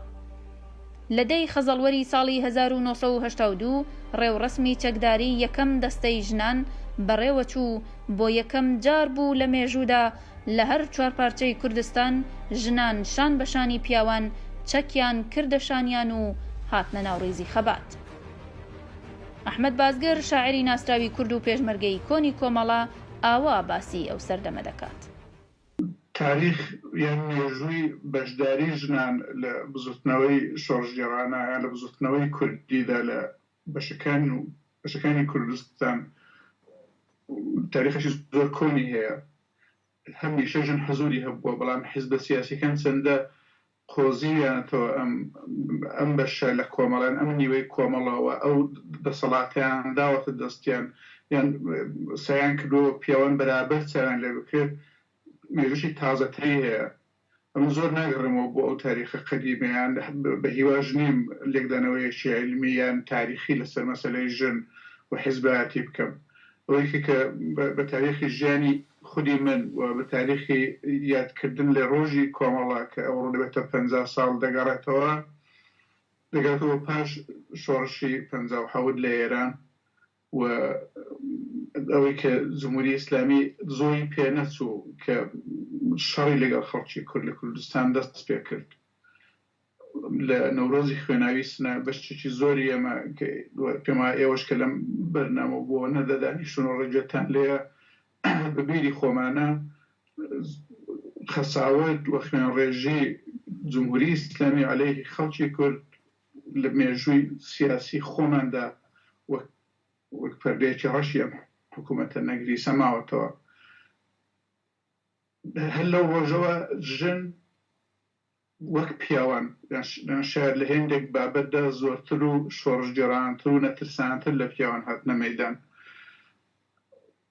شۆڕشی ئەم جارەی کوردستان لە کوردستانی ڕۆژهەڵات خاصیەتی تازەتری هەبوو کە فەرقی هەبوو لەگەڵ تاریخەکانی و شۆڕشەکانی پێشووی خۆی کە حیزبێکی یان تەشکیلاتێکی بەنێوی کۆمەڵە بەبیرێکی چەپە بەبیرێکی ئازادی خوانە و سۆسیالیستیەوە بەبیرێکی ئینسانی سایدی کرد و بەرابەر چاو لێ بکە هاتە مەیدانەوە و هەر ئەوە بوو لە ئەو بنکانەی کە لە سەرتاسەری کوردستان دامەزران و بنکانە عەمەل سنەتی چەپی کوردستان بوو نەکرد کۆمەڵە باقیەم حیزبانی دیکەش کە فکری سەپایەتیان هەبوو دامەزران ژن بەشێکی زیانەکراوەی ئەم زوتناوانە بوون چ لە فعالیەتی سیاسیدا وەست دوایش لە شەڕدا لەگەڵ جمهوری ئیسلامی یانە مقاومەت لە مقابل هێرشی جمهوری ئیسلامی بۆ سەر کوردستان.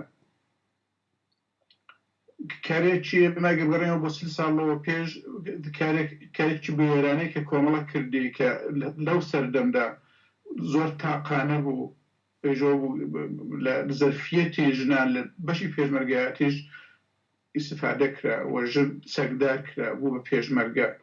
بەڵام ئەم بزوتنەوە خاصیەتەکەی فەقەت ئەوە نییە ژن چەکی لەشان کرد بەڵکە پرسی ژن مەسئلەی ژن هاتە نێو شۆڕشی کوردستانەوە. مەسەلەی ژن بە هەموو لایەنەکانیەوە بەم لایەنی بەرابەرکردن لەگەڵ پیاوان بۆ دژایەتی لەگەڵ ئێرتجا و کۆنەپەرستی و کۆمەڵە و بیری سەپایەتی لەسەر مەسەلەی ژن وەک شمشیرێکی دەمۆکرۆس بە سەرسەری کۆنەپەرستی و ئەرتیزاع و هەمووانەیە کە نایاندەویست ئەو بوارە بکرێتەوە بۆ ژنان هەڵواسرا. کۆمەڵە یەکەم حیزب بوو لە کوردستانی ڕۆژهەڵات دوی ڕێبەندانی ساڵی 1358 لە شاری بۆکان یادی کۆماری کوردستانی بەرزڕاگرت. خالدی سیادەت کە لەو ڕێوڕەسمەدا لەلایەن کۆمەڵەوە قسەی کردووە ئاوا دەڵێت. ڕوانینی کۆمەڵە بەرامبەر بە ئەزمموی کۆماری کوردستان و دوی ڕێبەندانەوە لەو ساڵانەدا تا ڕادەیەک دەچووە نێو چوارچێوەی بیر و بۆچوونی چەپی کوردستان کە کەم تا زۆر لە ژێر کاریگەری چەپی ناسیۆنالیستی ئێرانیدا بوو. سەرەڕای ئەو کاریگەریە نەخوازراوە کۆمەڵە هەر لە سەرەتایدا مەزراندنیەوە کوردستان و ڕزگاری گەلی کورد و چینی چەوساوەی ئەو گەلەی لە ناوەندی کار و تێکۆشانی خۆیدا دانابوو. هەر بۆیە کۆماری مەهابادی وەک ئەزمموونێکی ئەرێنی و بە نرخی مێژووی کوردستان دەزانی و سەرەڕای ڕێز لێگرتنی هەوڵی دەدا هۆکارەکانی شکست و نەمانی بخاتە بەرباس و لێکۆڵینەوە. کۆمەڵە یارمەتی دەر و پشتیوانی گەورەی بزوتنەوەی باقی پارچەکانی دیکەی کوردستان بوو. کۆمەڵە دەوری باڵای هەبوو لە یارمەتی شۆڕشی نوێ لە کوردستانی باشوور. 22 گوڵانی ساڵی 1986 لە دۆڵی بۆتێ لە تۆڵەی یارمەتیەکانی کۆمەڵە با بزوتنەوەی کورد لە کوردستانی باشوور لەلایەن ڕژیمی بەعسی عێراقەوە بردمانی شیمیایی کرا و 16 کەس لە کادرەکانی کۆمەڵە شەهید کرا. 27 ڕەشەمەی ساڵی 1970 71 پێشمەرگە لە پێشمەرگەکانی کۆمەڵە کە لە گوردانی شوان ڕێکخرابوون هاوکات لەگەڵ بۆمبارانی شیمیایی شاری هەڵەبجا شەهید کران. کۆمەڵە پێشەنگ و یارمەتیدەری بزوتنەوە جەماوەریەکان لە پێناو دەستەبەرکردنی مافەڕەواکانی گەلی کورد بوو لە کوردستانی ئێران و بە مامۆستای ئەو بوارە پێناسە دەکرێت. فواد مستەفا سوڵتانی یەکێک لە دامەزرێنەرانی کۆمەڵە و ڕێبەری ئەفسانەیی جوڵانەوەی جەماوەری لە کوردستانی ڕۆژهەڵات بوو کە کۆچی مێژووی خەڵکی شاری مەریوان دژ بە داگیرکاری ڕژیمی کۆماری ئیسلامی ڕێبەری کرد. کۆمەڵە پەیوەندی تونند و تۆڵی لەگەڵ بزوتنەوە ڕۆشنبیری و ئەدەبیەکان هەیە. بە پێی لێکدانەوە و تێگەیشتنی ئەو سەردەمی کۆمەڵە بڕیاردرا کە لە پرۆسەی پێکهێنانی حیزبی کۆمونیستی ئێراندا بەشداری بکات. لە ڕۆژی 12 خەرمانانی ساڵی 1362 وێڕای کۆمەڵێک لە لایەنە چەپ و کۆمونیستەکانی دیکەی ئێران حیزبی کۆمونیستی ئێرانیان پێکهێنا. پاش 17 ساڵ چالاکی و فیداکاری کۆمەڵە لە حیزبی کۆمونیستی ئێراندا پاش هەڵسەنگاندنێکی ڕخنەئامێز لە ئەزمموی حیزبی کۆمونیستی ئێران کە ببووە گۆڕستانی کادرە سیاسی سەربازی و جەماوەریەکانی کۆمەڵە لە پاییزی ساڵی 2000 لە حیزبی کۆمونیستی ئێران هاتە دەرێ و چالاکیە سربەخۆیەکانی خۆی لە ژێر ناوی کۆمەڵەی شۆڕژگێڕی زەحمەتکێشانی کوردستانی ئێران دەست پێکردەوە. هاتنەدەرەوەی کۆمەڵە لە حیزبی کۆمونیستی ئێران بە خوێندنەوەیەکی وردی سیاسی بە گەورەترین بڕیاری مێژووی کۆمەڵە دادەندرێت کە بۆ مەلەرزەیەکی سیاسی لە شانۆی سیاسی کوردستانی ڕۆژهەڵات هێناهارەوە. کۆمەڵەی شۆڕژگێڕ پاش کۆنفرانسی ساختکردنەوەی کۆمەڵە لە کۆنگرەی نۆی خۆی لە مانگی حوتی 2001دا بەڕێوە برد. لە کۆنفرانسی هەشت لە هاوینی ساڵی 2002دا سەرخەتی سیاسەتە نوێەکانی خۆی ڕوون کردەوە کە بریتی بوون لە کارکردن بۆ پێکهێنانی بەرەیەکی یەکگرتووی کوردستانی، کارکردن بۆ پێکهێنانی بەرەیەکی یەکگرتووی نەتەوە بندەستەکانی ئێران و کارکردن بۆ پێکهێنانی بەرەیەکی یەکگرتووی دیموکراسی خوازانی ئێران.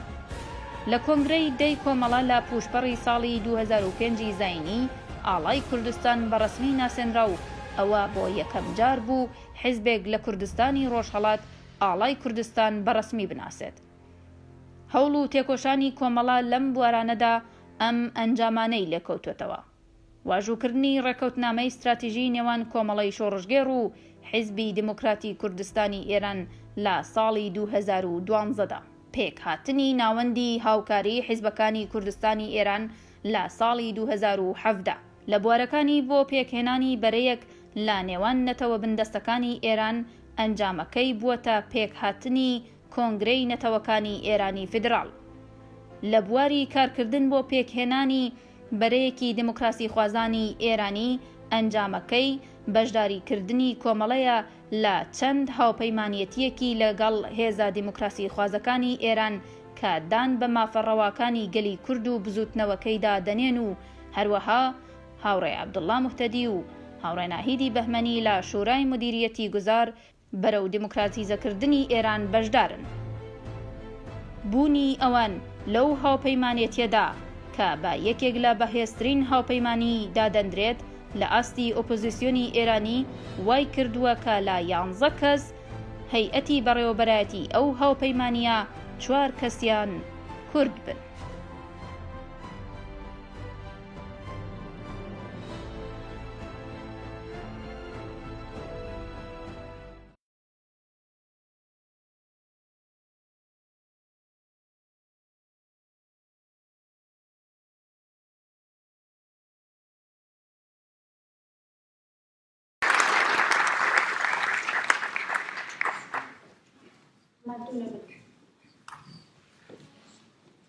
ئێستاش هاوڕێمیری بابامیری پێشمەرگەی دێرینی کۆمەڵە پەخشانێکی بۆ ئامادەکردوین کە داوای لێەکەین فەرمێت بۆ پێشکەشکردنی پەخشانەکەی.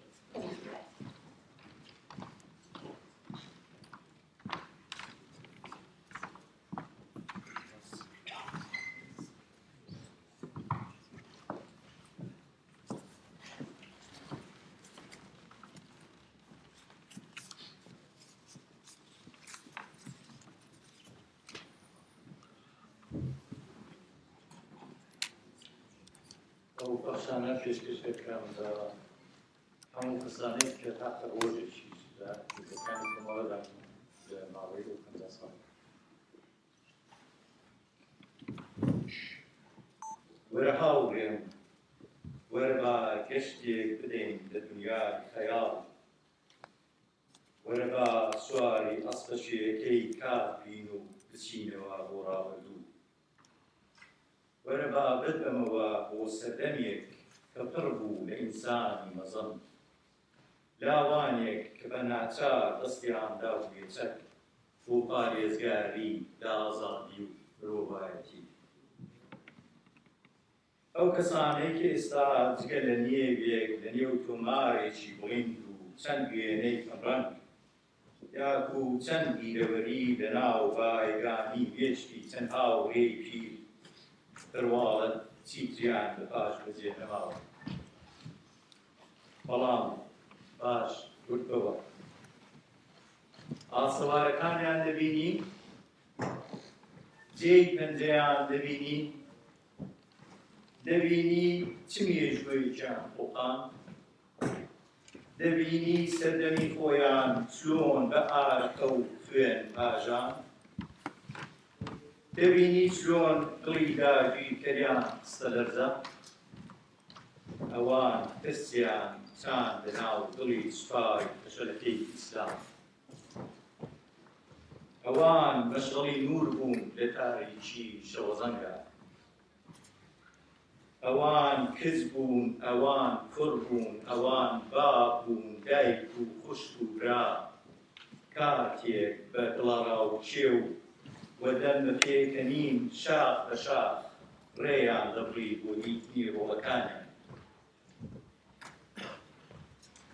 بڕوانە کۆچەکەی مەریوان و گەوچاوانی ماندووی کاکفوات جۆڕاگرە بۆ دەنگە ئاگرینەکەی کاکسەدی لەسنە ئادەی پێچەڕاد و کۆنەکە بادە با جۆڕاگرین بۆ دەنگی شۆڕشی کۆمەڵە با دەنگە خۆشەکەی کاک حەمەی کەماڵی بۆمان باسکرا ئەوڕۆ هێزی کۆڵایی کۆمەڵە کامە مۆڵگەی داگیرکەرانی کردۆتە ئامان کامە پایگایە کامە ستوونی دوژمنی گرتۆ و کێکی شکاندووە قەڵاچۆکەی شیمیایی گۆتێ و بۆمبارانەکانی بەسەدی دێتە بەرچاو گوردانە لە بەزەکەی 24 دەبینی چۆن کەوتۆتە بەر ڕق و بێوەزەی فاشیستەکان ئەوان سێنسنەی بوون لە قەیانتا ئەوان حەمەی بەگەز بوون لە سەنگسار ئەوان منیرە و خەزیز بوون لە باکوور ئەوان خالیدی بابە حاجیان بوون لە ژێر ئەشتەنگە ئەوان ئیحسانی فتاحیان و خوشکانی کەعبی بوون لە پای سێدارە ئەوان من و تۆ بووین لە ناو دڵی ئەو ئاگرە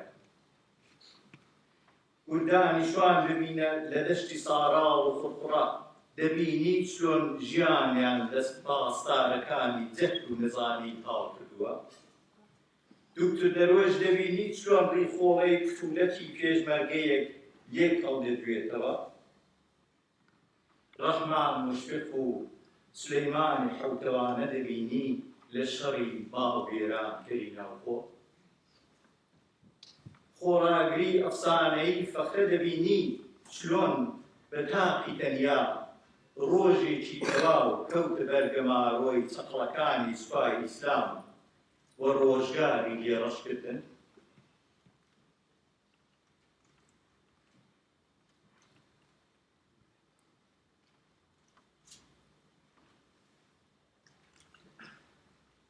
ئاها لێرە پۆلێک پێشمەرگەی شەکەت تۆڕیان بەستووە لە دەوری ئاگرێک و مەحتەلی قوڵتە قوڵتی کە تێڕەشەن بۆ خواردنی چایەکی پڕەنگ و پارۆنانێکی وش پێش ئەوەی بچن کەمین چاو لە هەڵفەقێکیان بکە بەر لە ڕژمبردن بۆ گرتنی پایگایەکی تر بزانە چۆن بە کلاشینکۆفێک و حەوت دەراغ و دوو نارنجۆک مەرجیان بەکارێگرتووە مامۆستاکانی شۆڕش و دەرمانگاکان و نەخۆشخانەکانی کۆمەڵە دەبینی لە خزمەت خەڵکە ئەی چادرشڕەکان و فڕۆچڵپاوەکەی واتەیدا نەخون بوون چت بۆ باز بکەم لە ڕێبازی کۆمەڵە چت نیشان بدەم چێ پێ بناسیێنم کە ئەو کاروانە زۆر دوور و درێژە و ناوەکان و بەسەرهاتەکان بە هەزاران و نەکات و نەسەتەرێکی ئاوا ڕوخسەتی بازکردنیان ئەدا ئەوان گودانەکانی کۆمەڵە بوون لە دژی نەزانی کۆیلەتی و سەرمایە ئەوان عیشق بوون بە کۆمەڵگا ئەوان عیشق بوون بە کۆمەڵگا ئەوان پێشەنگ بوون بۆ ڕزگاری ئەوان مەشخەڵی نور بوون لە تاریکی ئەوان هەزاران داو بوون بە دنیایەک هومێد و ئارەزوو ئەوان هەزاران زامدار و کەمەندامن قڕش و بڵاو لە هەندەران و چوار گۆشەی ئەو دنیا ئاموبەرینە کە ئێستاش تەنانەت کەس ئاوەشیان لێ نادات سپاس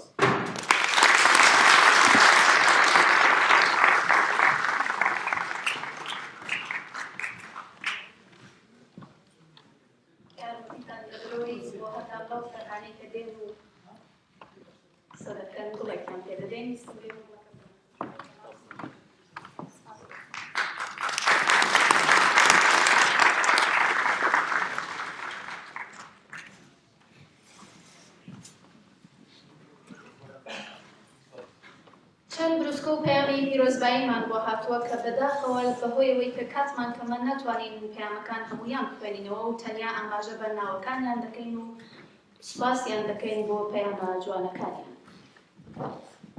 ڕیزبەندی ناوەکان بەو شێوەیە کە هەرکان بە پەیامەکانم پێگریوە ناوم نووسیوە و بەو شێوەیە بۆیە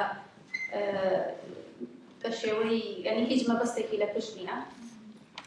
پارتی دموکراتی کوردستان باکوور، حزبی دموکراتی کوردستان، یەکێتی نیشتیمانی کوردستان، کۆمەڵەی پێشمەرگە دێرینەکان کۆمیتەی سوید، پارتی سەربەخۆیی کوردستان، پارتی دموکراتی کوردستان، پارتی سۆسیالیستی کوردستان، نوێنەری حکوومەتی هەرێمی کوردستان لە وڵاتی سوید، حزبی دموکراتی کوردستانی ئێران. سپاسان دەکەم ڕێز و سپاس بۆ پەیامەکانتان و داوای لێبوردنەکەم دووبارە کە بەداخەوە بەهۆی نەبوونی کات نەمانتوانی بانگتان کەین و پەیامەکان بخوێنەوە یا خۆمان بخوێنینەوە. سپاس. لەم بەشە لە بەرنامەکەماندا بەخشانێکی ترمان هەیە کە یەکێک لە پێشبەردەکانی کۆمەڵە کە هەم پێشمەرگە بوو هەم شاعریشە و لێرە لەگەڵمانە و لە ڕێگەی دوورۆ تەشریفی هێناوە ئەویش کاک جەلالی هانیسیە کە داوای لێ دەکەین بفەرمێت بۆ پێشکەشکردنی بەخشانەکەی. کاک جەلال فەرمووی.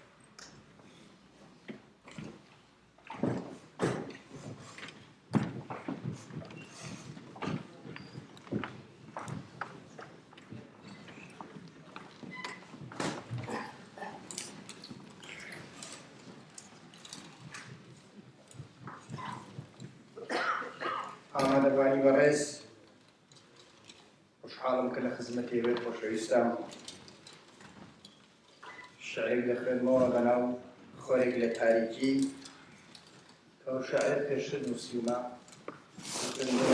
لە ڕۆژواتەوە بەڵام جاروایە ئینسان لە غوربەتا غوربەت باڵی خەیاڵی لێچنێ ناتوانێت ئەو شتێک کە بە ویستی دڵیەتی بۆنێتەوە بەڵام ناچارین گەڕینەوە بۆ ڕابردوو شعرێکم نووسیوە بەنێو خۆرێک لە تاریکی کە پێشکەشتان یەکەم بە بۆنەی پەنجاهەمین ساڵیادی دامەزراندنی کۆمەڵەی شۆڕژێڕی کوردستانی ئێران.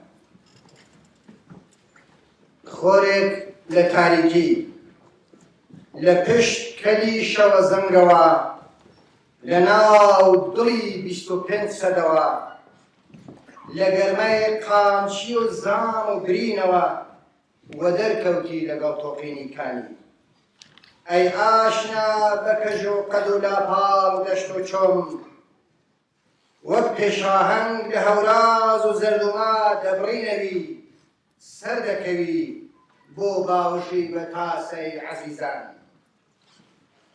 لەگەڵ زنەی مێرگ و دەشت لەگەڵ بزەی بەهار و گەشت بە بزەی هیوا بە زنەی ورە ڕێگا ئەبڕی سەمفۆنیای ڕووبار بێوچان شنەی سروەی کەژی سەرکەش بێڕاوستان ئەتۆش کاروانەکەی بێهەدادان بەرەو کۆشی گەشی یەکسانی بەرەو بژێوی سەربەستی ئەرغەیانی نەباکت لە قەنچە و گرژەی تاوسان نە لە کرێوە و تۆفی زۆسان بەرەو ئاسۆ ئەڕۆی بێکۆ ئەڕۆی بێکۆ شەو بەسەر هات شەو شەکەت بوو پەل بوو هەر ورەت بەرزە وڵات خاموش کۆ بێدەنگ بە شەماڵەی گڕی کڵت کردت بەدەنگ خۆر لەکەل دێتە سەر تاریکی دەخاتە دەر گۆ دەخاتە گیانی زەوی ساردۆسر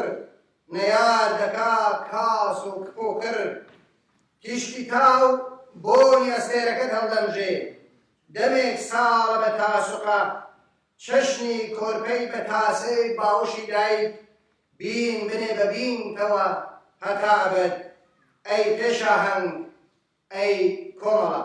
سپاس.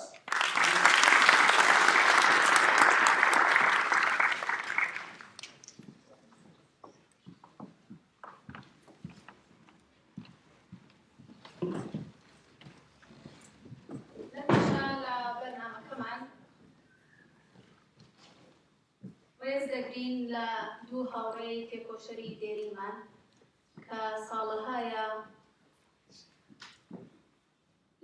لە ڕێگەی ئازادی گەلەکەیان تێکۆشن و خەبات دەکەن. کێ هەیە بڵێ من جارێک کارم پێی نەبوو بێ تەلەفۆنم بۆ نەکرد بێ کێ هەیە بڵێ لەم جێژن و لەو کۆبوونەوەی حیزبی بەنیوە شەوان هەرچەند ڕێگەمان وەک یەک نەبوو بێ بەڵام من و هاوڕێیانی نەگەیان بێتەوە بەردرگای ماڵێ کێ هەیە بڵێ لە فڵان سەرخۆشی و بەرنامەی سیاسی حضوری نەبوو بێ و بە دەرد و ڕەنجی هەموو کەسەوە نەبوو بێ کێ هەیە بڵێ ئەگەر کارت پێی بوو بێت هەرچەند دەرەتانیشی کەم بوو بێت بەڵام بۆ یەک جاریش وەڵامی نای لێ بیست بێ کێ هەیە بڵێ بە قسە خۆشەکانی ساتێک پڕ بە دڵ پێکەنی بێت وە شاد نەبوو بێت کێ هەیە لە خۆبردووی ئەو خۆشەویستەی هەست پێ نەکرد بێ کەسێک کە هەموو ئەرک و کاری حیزبی لە پێش هەموو کاری شەخسی خۆی دانابێت. ساڵی 1328 لە بنەماڵەیەکی ناسراوی شاری مەهاباد لەدایک بووە. بنەماڵەی سیاسی و دڵسۆزی شۆڕشی نەتەوەی کوردن. مامێکی وەزیری کۆمار و مامێکی بەڕێوەبەری یەکێتی لاوان و سەرنووسەری ڕۆژنامەی کوردستان بووە. مامێکی دیکەی و چەند ئامۆزای لە باکۆ دەورەی ئەفسەری بۆ کۆماریان بینی. لە سەرەتای مناڵیدا لەگەڵ سیاسەت ئاشنا دەبێ و زۆر بە گەنجی خەباتی سیاسی دەست پێ دەکات. لە ساڵی 1351 لەلایەن ساواکەوە دەست بەسەر دەکرێ و 5 ساڵ زیندانی بەسەردا دەسەپێنن. لە زیندان لەگەڵ هاوڕێیانی کۆمەڵە و خەباتکارانی دیکەی دژی حکوومەتی شا ئاشنا دەبێت. لە ڕاپەڕینی ساڵی 1357دا چالاکانە بەشدار دەبێت و دواتر لە مەهاباد دەبێتە پێشمەرگەی کۆمەڵە. ئەهلی شێعر و ئەدەبە و خۆشخەتە و دیپلۆماتە.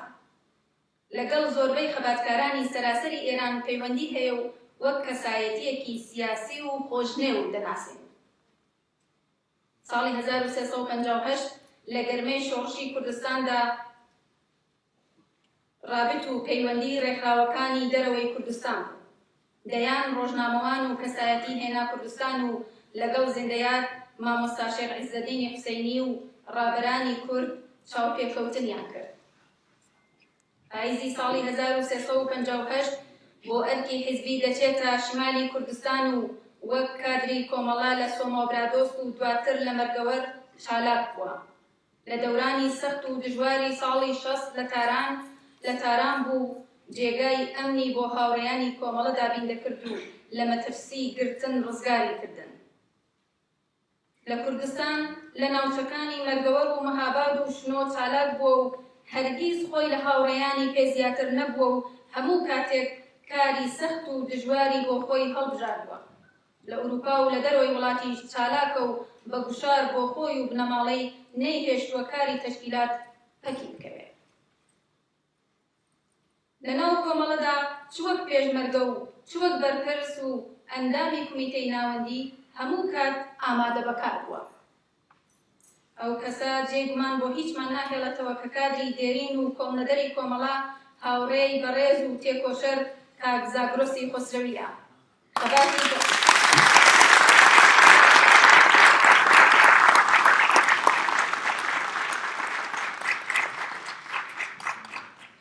50 ساڵەی کاک زاگرۆس لەلایەن کۆمەڵە و ئەندامان و دۆستان و خۆشەویستانی شایانی ڕێز و جێگەی شانازیە. لێرەدا لە ڕۆژی کۆمەڵەدا ڕێز لە هەموو فیداکاری و دڵسۆزیەکانی کاک زاگرۆس بۆ کۆمەڵە و خەباتی ڕەوای خەڵکی کورد دەگرین. کۆمەڵەی شۆڕژێڕی زەحمەتکێشانی کوردستانی ئێران ڕێبەندانی 1398 هەتاوی بەرابەر لەگەڵ 2020 زاینی. ئێستاش داوا دەکەین لە هاوڕێ عەبدوڵڵای ئازەرباد با بفەرمێت بۆ دانی خەڵاتەکە بە کاک زاگرۆس و هەروەها لێرە لەو جەمعەی ئێمەیە کەسێکی لێیە کە زۆر عەزیزە و یەکەم جارە لەو جەمعەماندایە و لە بۆنە و ڕێوڕەسمی ئێمەدایە. ئەویش کاک ئارمانی خۆسرەویە کە کوڕی شەهید مەنسووری خۆسرەویە داوای لێ دەکەین با بفەرمێت و چەپکە گوڵەکە بداتە دەست کاکێک.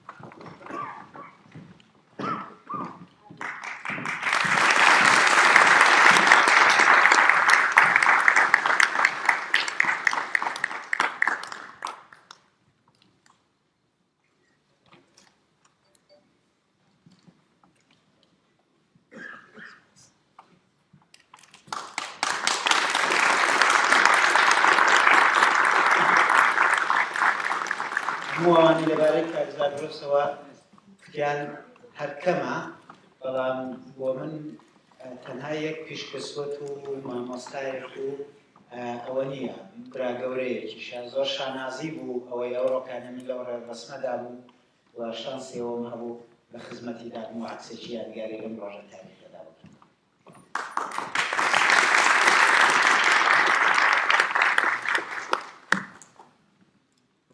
منە گەورەترین و افتخارمەوەیە وا بمرم کە لەو تەقبیرەدا پشیمان نەبنەوە.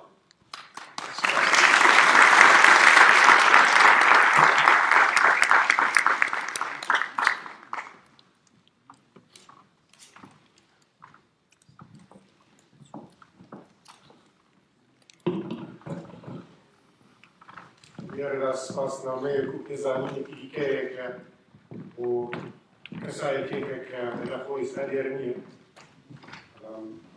ئێمە خراپەکەی فشکەشەکەی نوێتی سپاس و پێزانی کۆمەڵا دەرهەمی تێکۆشان و خۆبردوویی هەزاران مرۆڤە کە شێرگیرانە هەولیان داوە لە پێناوی بەدەستهێنانی مافی نەتەوایەتی و دابینکردنی دادپەروەری کۆمەڵایەتی و دەستەبەرکردنی مافی کرێکاران و زەحمەتکێشان کەسانێک کە تێکۆشاون و خەڵاکیان کردووە پێش بە چەوسانەوە و هەڵاواتن و هەڵەستپەرستی تێکۆشاون بۆ دابینکردنی مافی ژنان و ژیانێکی شیاڵ و سەردەمیانە بۆ هەموو تێکۆشان و خەبات بۆ دابینکردن و بە ئامانجگەیاندنی ئەم ئاواتە هەرێستاش لەلایەن هەزاران مرۆڤی بەدەربەست و بەرپرسیارەوە بەردەوامە یەکێک لەو ڕسەشکێن و تێکۆشەرانە کە بە درێژایی تەمەنی خۆی تا ئێستاش تا لەسەر ئەم ڕێبازە بەردەوامە و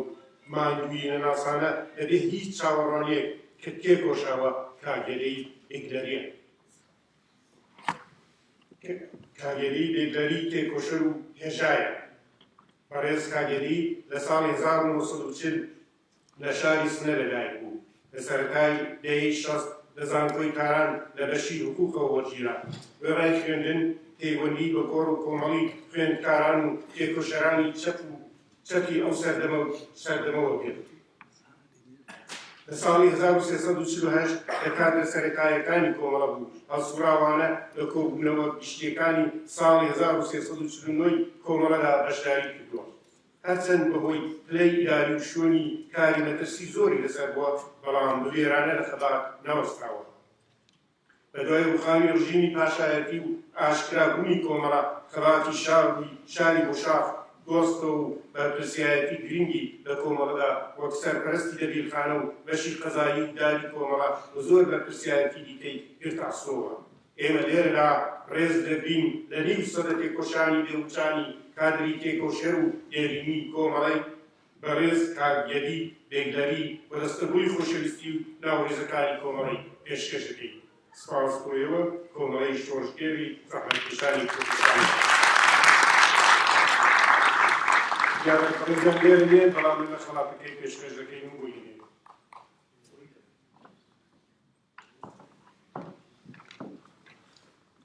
زۆر سپاس لەم بەشە لە بەرنامەکەمان دوو کەس لە هاوڕێیانی ئازیزمان بیرەوەریمان بۆ دەگەڕنەوە چەند بیرەوەریەک و پاشان چەند دەقەیەک شانۆمان دەبێ و کۆتایی بە بەشی یەکەم دێنین و دواتر وچانێک و دواتر بەشی دووهەمی ڕێوڕسمەکە دەست پێ دەکەین ئێستاش داوا دەکەین لە هاوڕێ سەعیدی ئاقایی پێشمەرگەی دێرینی کۆمەڵە با بفەرمێت بۆ گێڕانەوەی بیرەوەری کاک سەعید تکایە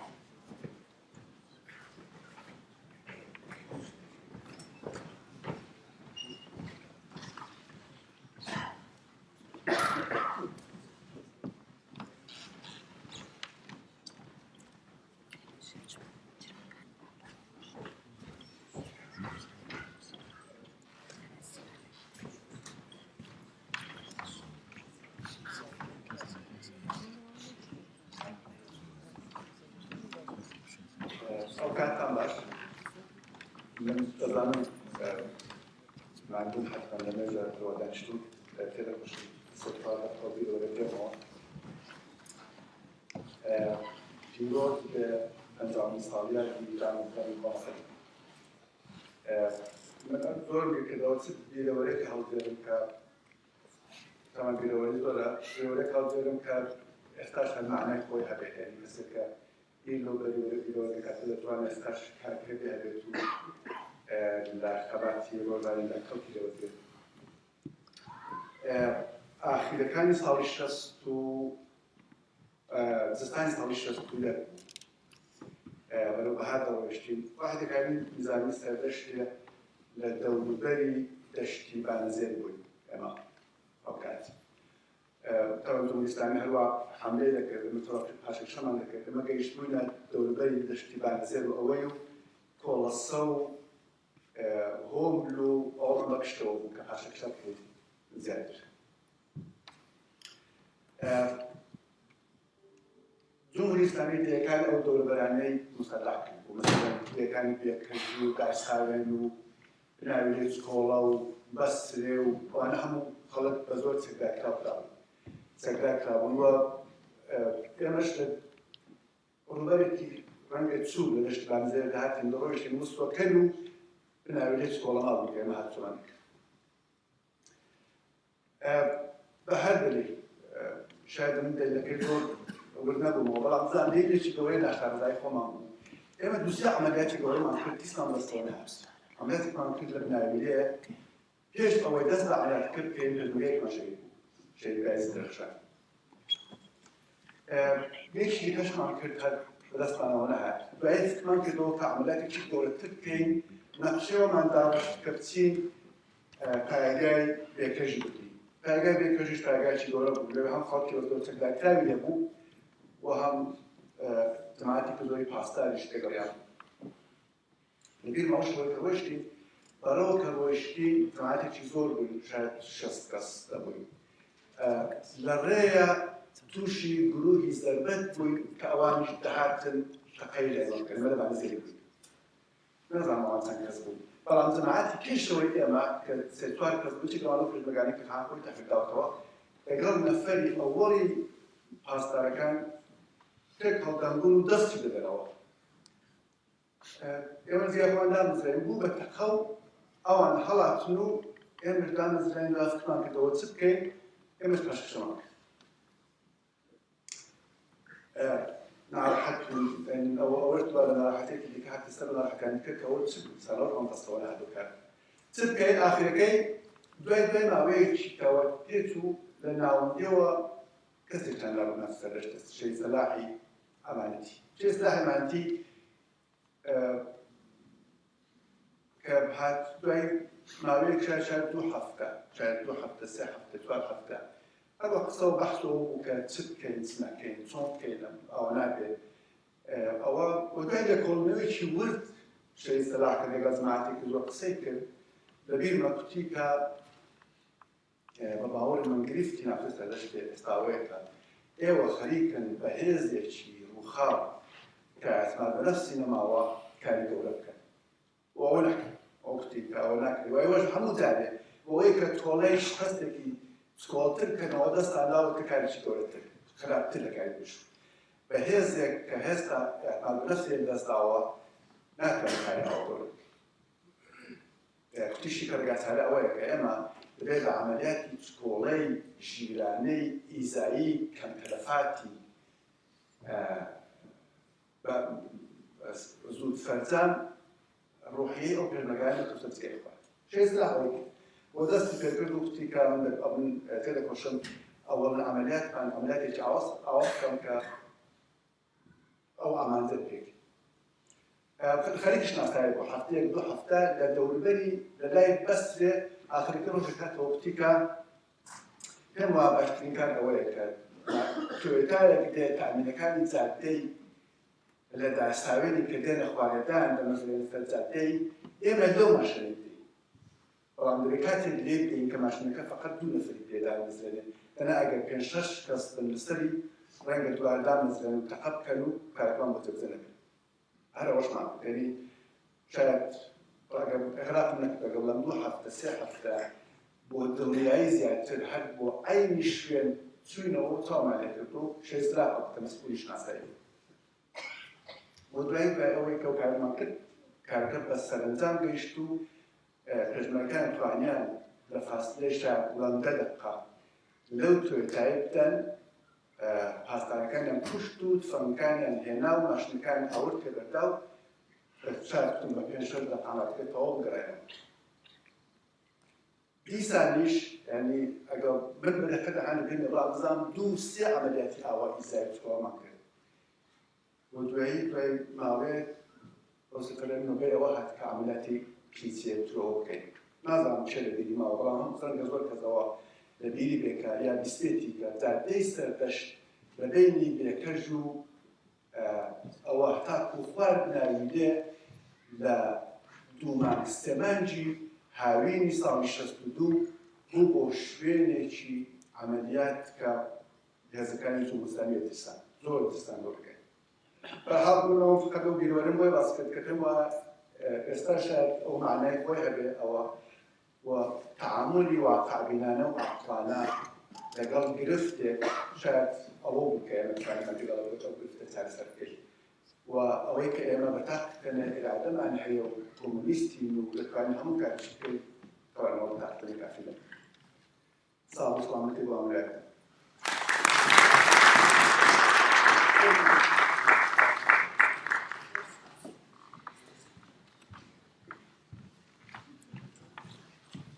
کاک ناسری حسامی کادر و پێشمەرگەی دێرین و شاعری ناوداری کورد قرار بوو ئەمڕۆ لەگەڵمان بێت کە بەداخەوە بەهۆی ناساغی نەیتوانی لەگەڵمان بێت بەڵام سێ شعری لە کارە جوانەکانی خۆی بۆ ناردم و مختاری کردم لە هەڵبژاردننی یەکێک لەو شێعرانە بۆ خوێندنەوەی من ئەمەیانم هەڵبژار چون پێم وایە قسەی هەر هەموومانە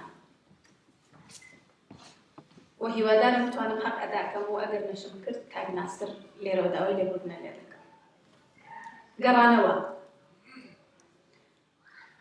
چەند جارم وت ئەم جاریشی دەڵێمەوە درەنگیش بێ هەر چەند درەنگ هەر دێمەوە هەناسە سوار لە هەورازش سەر دەکەوم ڕێگە هەمووی گەر پەیوەند بێ بە پێمەوە لەگەڵ گەڵای خەزەڵوەرێک هەڵوەریوم بە هەناسەی گەزیزەیەک دەڕوێمەوە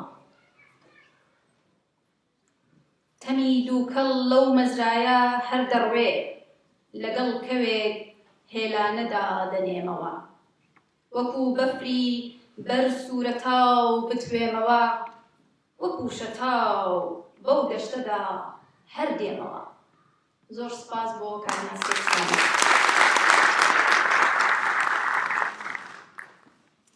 ئێستاش داوا دەکەین لە کاک خالدی ئاڵای ڕزگاری کاک خالدی ئاڵای ڕزگاری یەکێک لە دۆستە هەرە خۆشەویستەکانی کۆمەڵە بووە لە کۆن و لە دێر زەمانەوە هەموومان بە کاک خالدی ئاڵای ڕزگاری دەیناسین و بۆیە منیش هەر بەو ناوە داوای لێ دەکەم با بفەرمێت بۆ گێڕانەوەی بیرەوەریەک کاک خالد فەرموتکار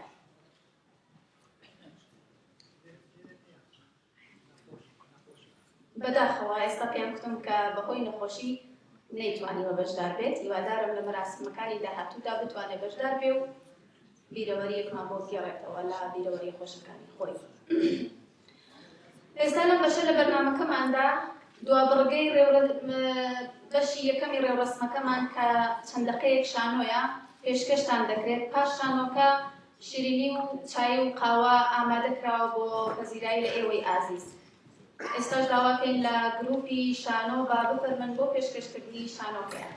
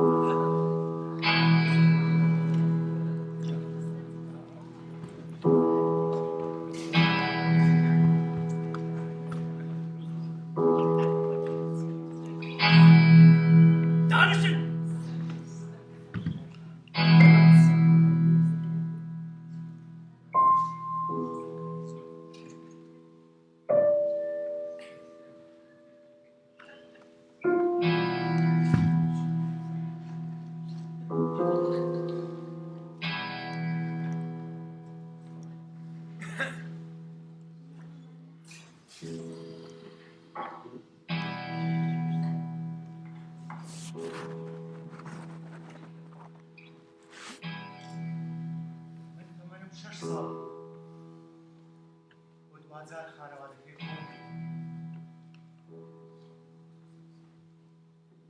دایە گیان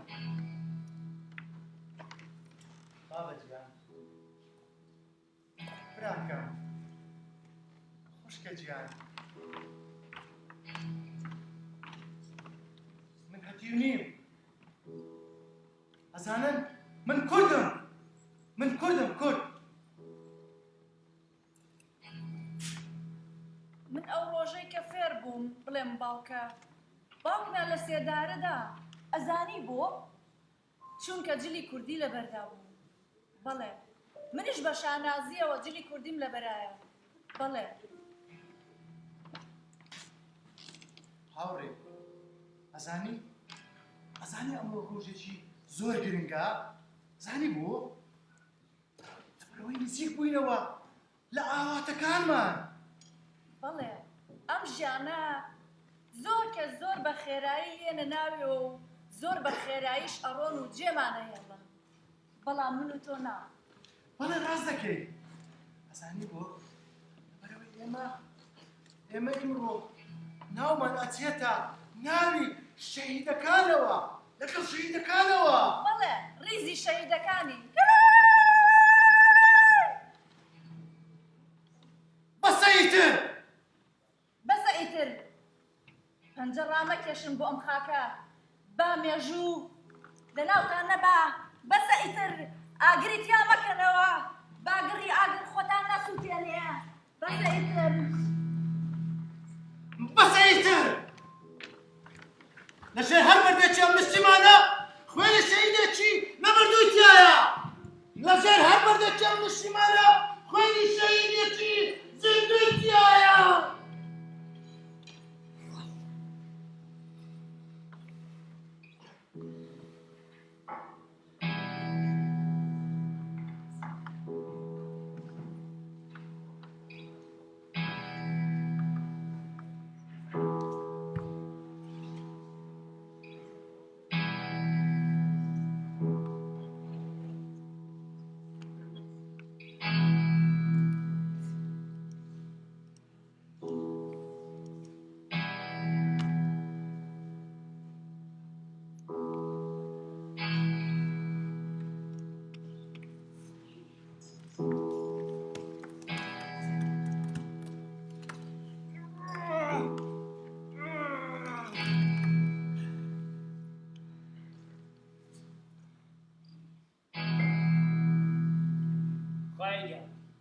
ئەم خەڵکە ئافرەت وایە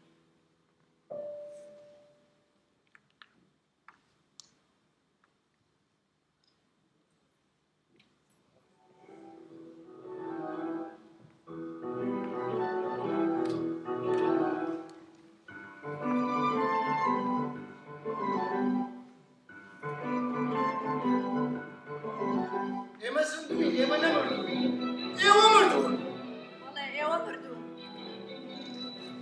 ئێوە ئێوە مردن. نازانم بە چ زمانێک سوپاسی ئەو دڵەی خۆ بکەم کە بۆ لێدانی لەناوبردنی ئێوە لێدا. جەستەم وەک ئاوێنەیەک شکا ئیتر هیچی تریتیان نابینێ جگە لە ئازارەکانی ئێوە نەبێ هەتا وڵات ڕزگارەکەین هەتا وڵات ڕزگارەکەین هەتا وڵات ڕزگارەکەین.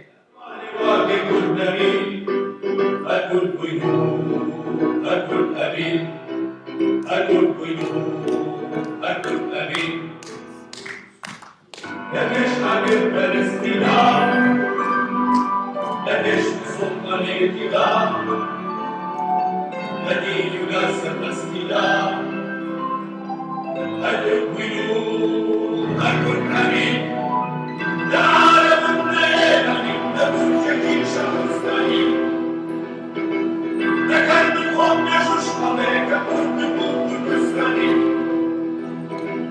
لا أعلم الليل من نفسك شخص ثاني لكن بخوف يخش عليك كنت ستاني كنت ستاني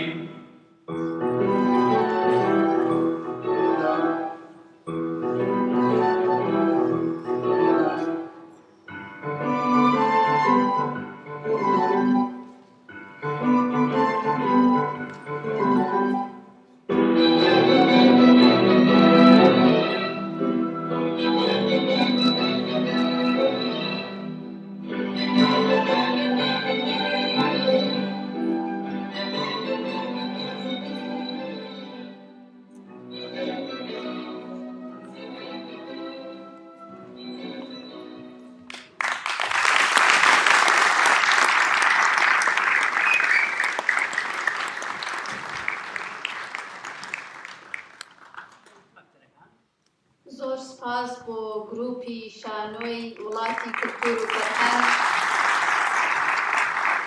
هەموو کاتێ هاوکارمانن هەموو کاتێ بە شانۆ جوانەکانیان قسەی دڵی ئێمە دەکەن سپاسیان دەکەین.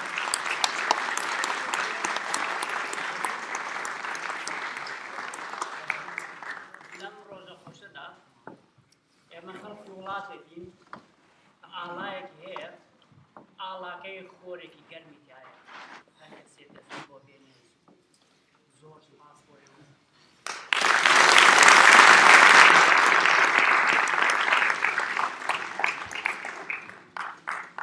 خۆشەویستان ئازیزان بەشداربوانی ئازیز سپاس بۆ بەشداریتان سپاس بۆ ئەوەی کە هاتن و لەم ڕۆژە گرنگەدا لەگەڵمان بوون. ئێستاش فەرموون بە چای و قاوە پەزیرایی لە خۆتان کەن و پاشان بەشی دوی ڕێوڕەسمەکە لە ساڵۆنەکەی کرد دەست پێ دەکەین. سپاس.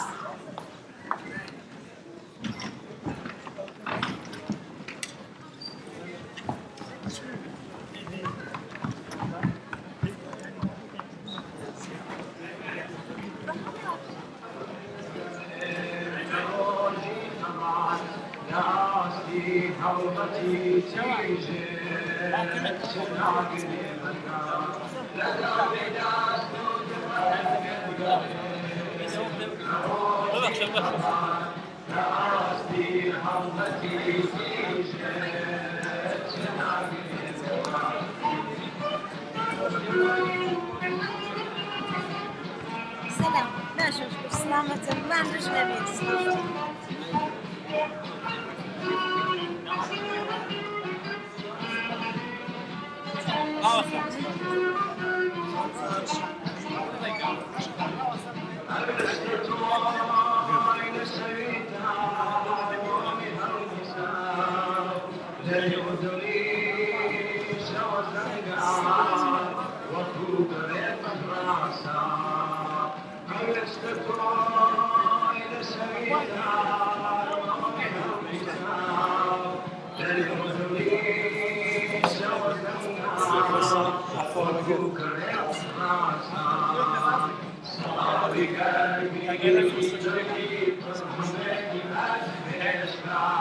أنا نظام زحمة عصيري كشي خدي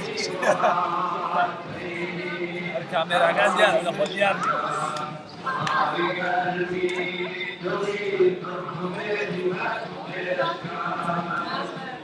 Thank you.